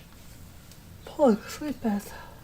I might have to call it a night. I know it's been. I have other things planned, but I've got to get them done. I'm never gonna do it if I don't get any sleep. Let me just check something here.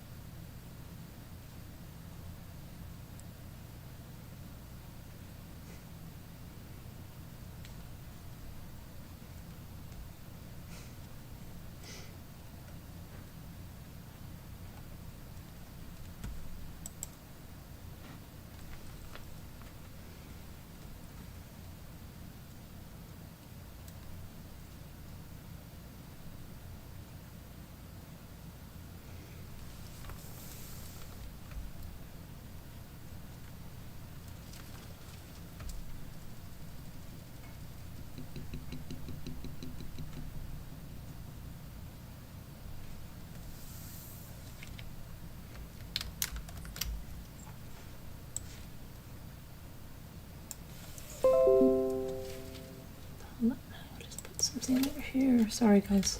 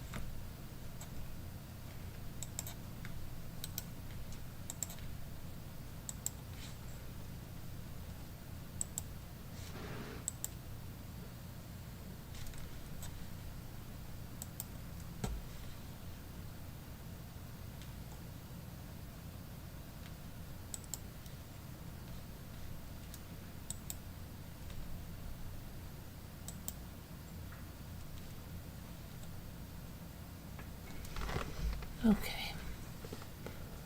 All right. Let me just check if there's anything new at all. I don't think so.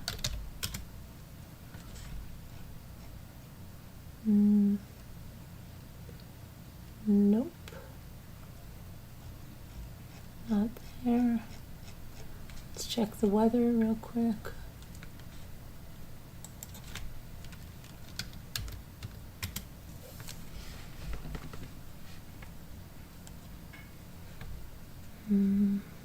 LA River.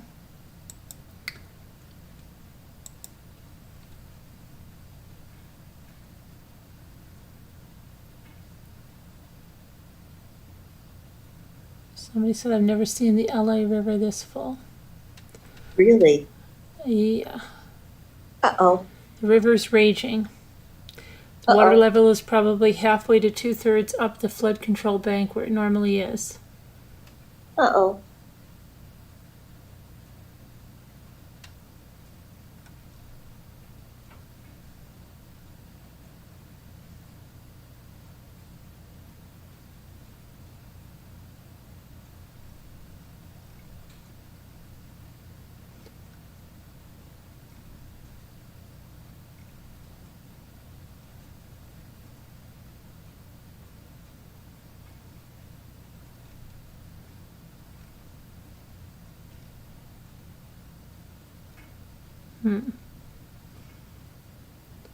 Rushing LA is about 6 feet from the banks, and Atwater Village, that was 7 hours ago. Trying to see latest. Let me see latest. Latest.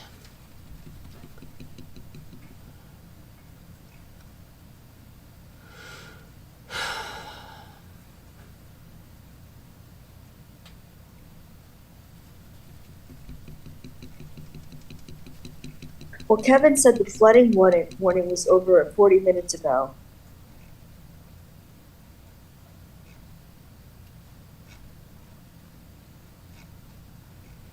Is it still raining? Yes, but not hard. Like, it's just steady. It's not like pouring. It's not pouring.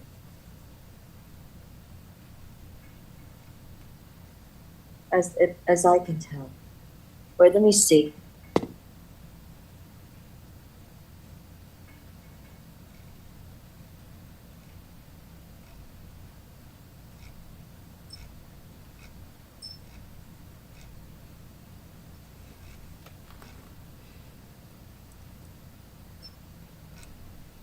I don't see too much.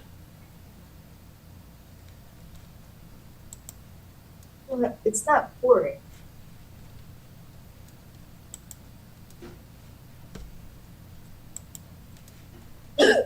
Not pouring. Hi, Christine, Aurora, how are you? You put your glasses on? It was hot up here in New York. Really? I wish it was hot. It wasn't that hot, Christine. I'm not happy with how cool it is at all. So no, it's not pouring. And it's windy, but it's not What is bad. it, hotly? I did monthly, Kevin. Mothy? Mothy? Really? There are people on the road.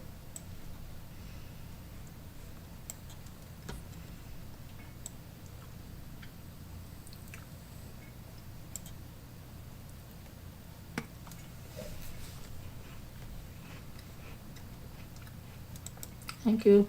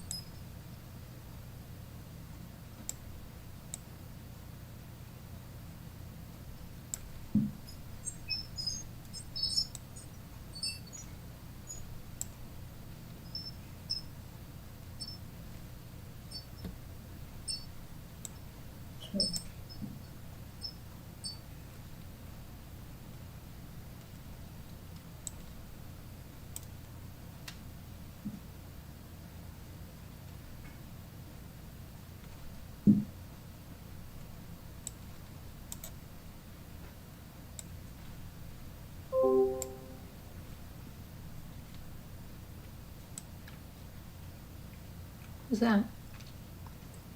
I think he left. Abby left. Have you left? Yeah, She didn't even say goodbye. I know. Maybe she How lost rude. power. How Maybe she rude. lost power. How rude. She could have lost power, Carolyn. I doubt it. No, I'm kidding.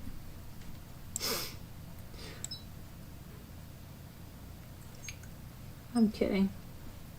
I'm kidding. I don't know.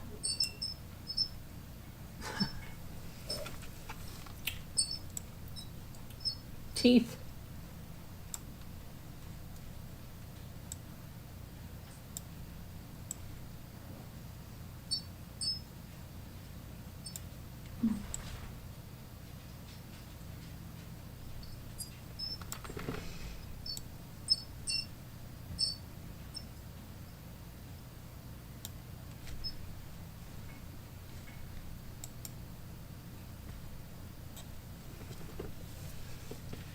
Why do I have all those stars up there?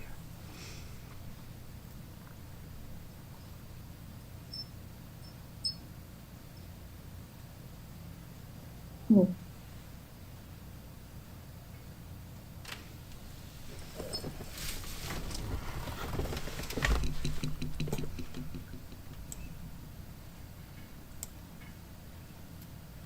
Hey, thanks, Christine.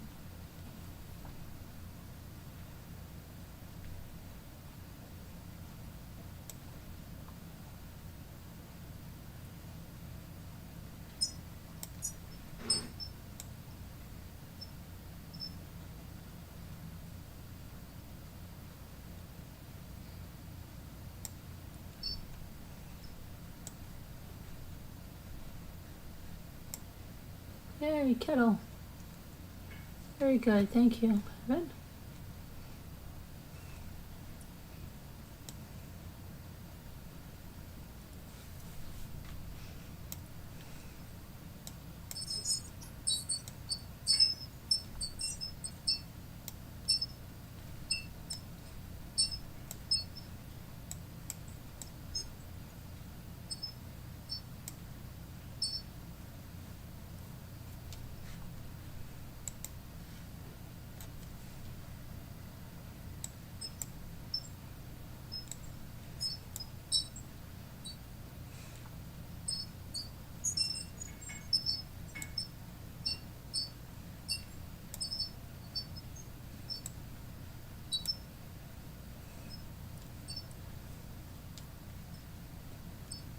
And I did he in work.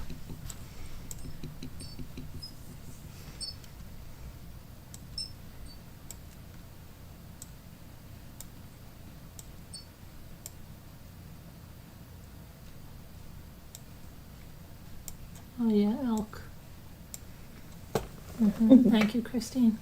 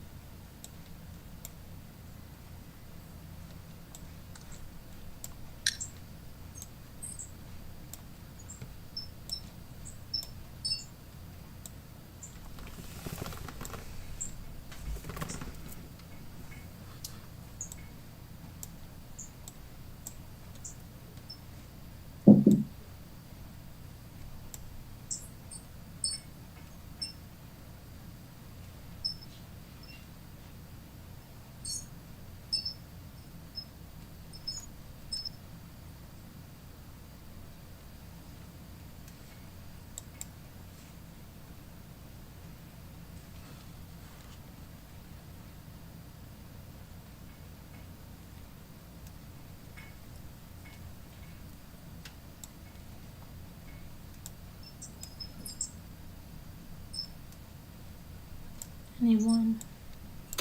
I can't even drive it. Drive it.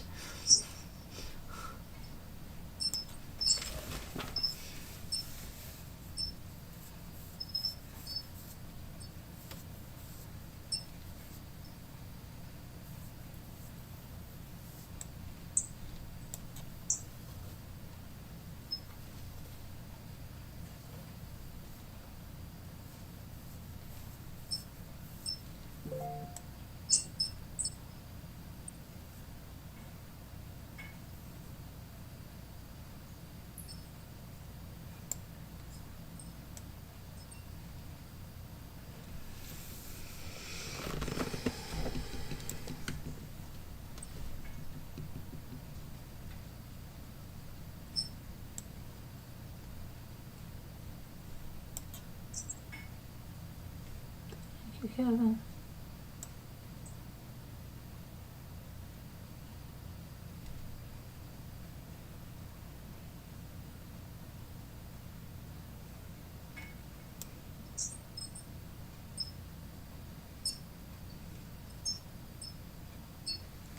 Come on, guys, I just need one more. What is it? What is it? None. Got it. I got it.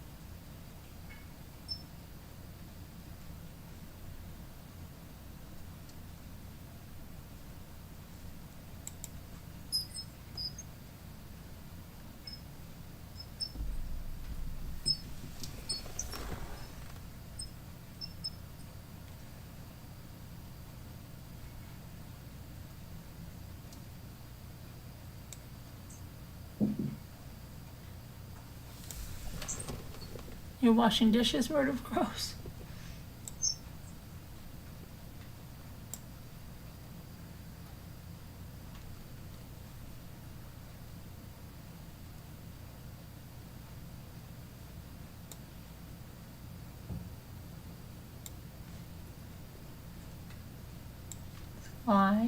Uh-oh. I didn't even mean to do sleigh, and it just did it on its own. I meant to do slide. Got one there. Crazy.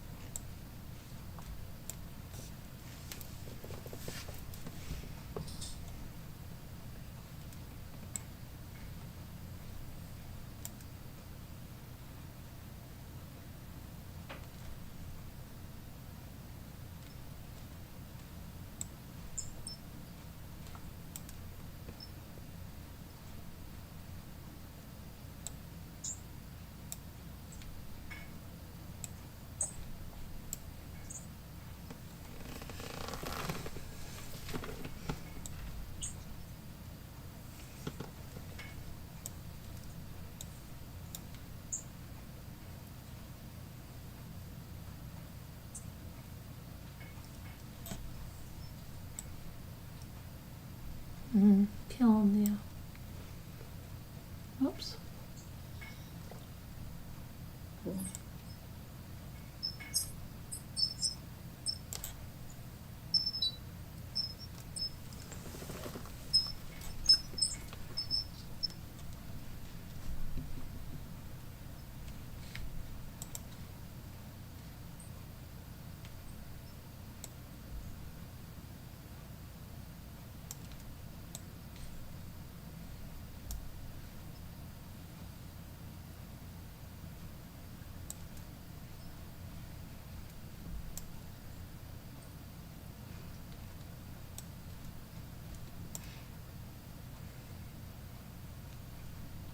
Okay, no, thanks.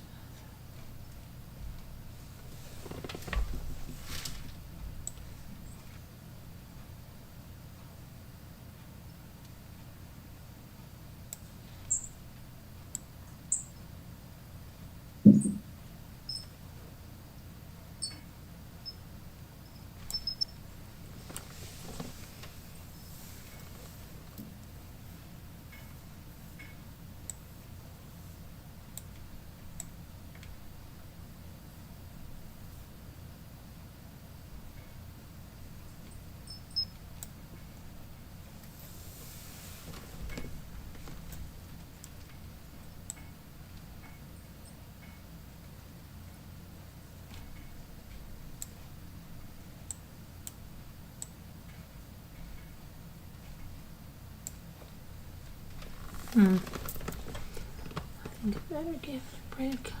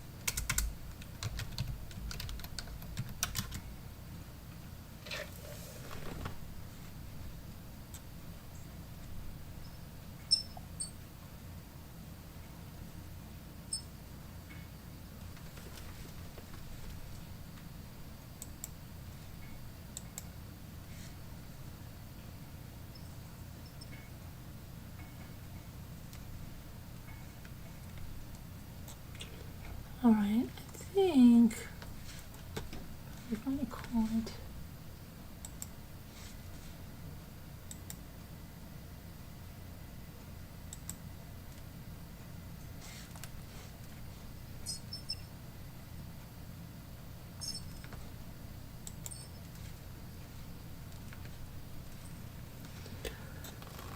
Okay, I can't keep my eyes open, so I got the margarita pizza. But thanks for coming in, and I'll see you guys tomorrow. I have other things planned. I just didn't have time to do it with all the swimming and stuff, but I have big plans. All right, I will talk to you guys tomorrow. Thank you. God bless. Prayers for all. We'll see you tomorrow. Bye. Bye. Bye. Love you guys. Oh my goodness.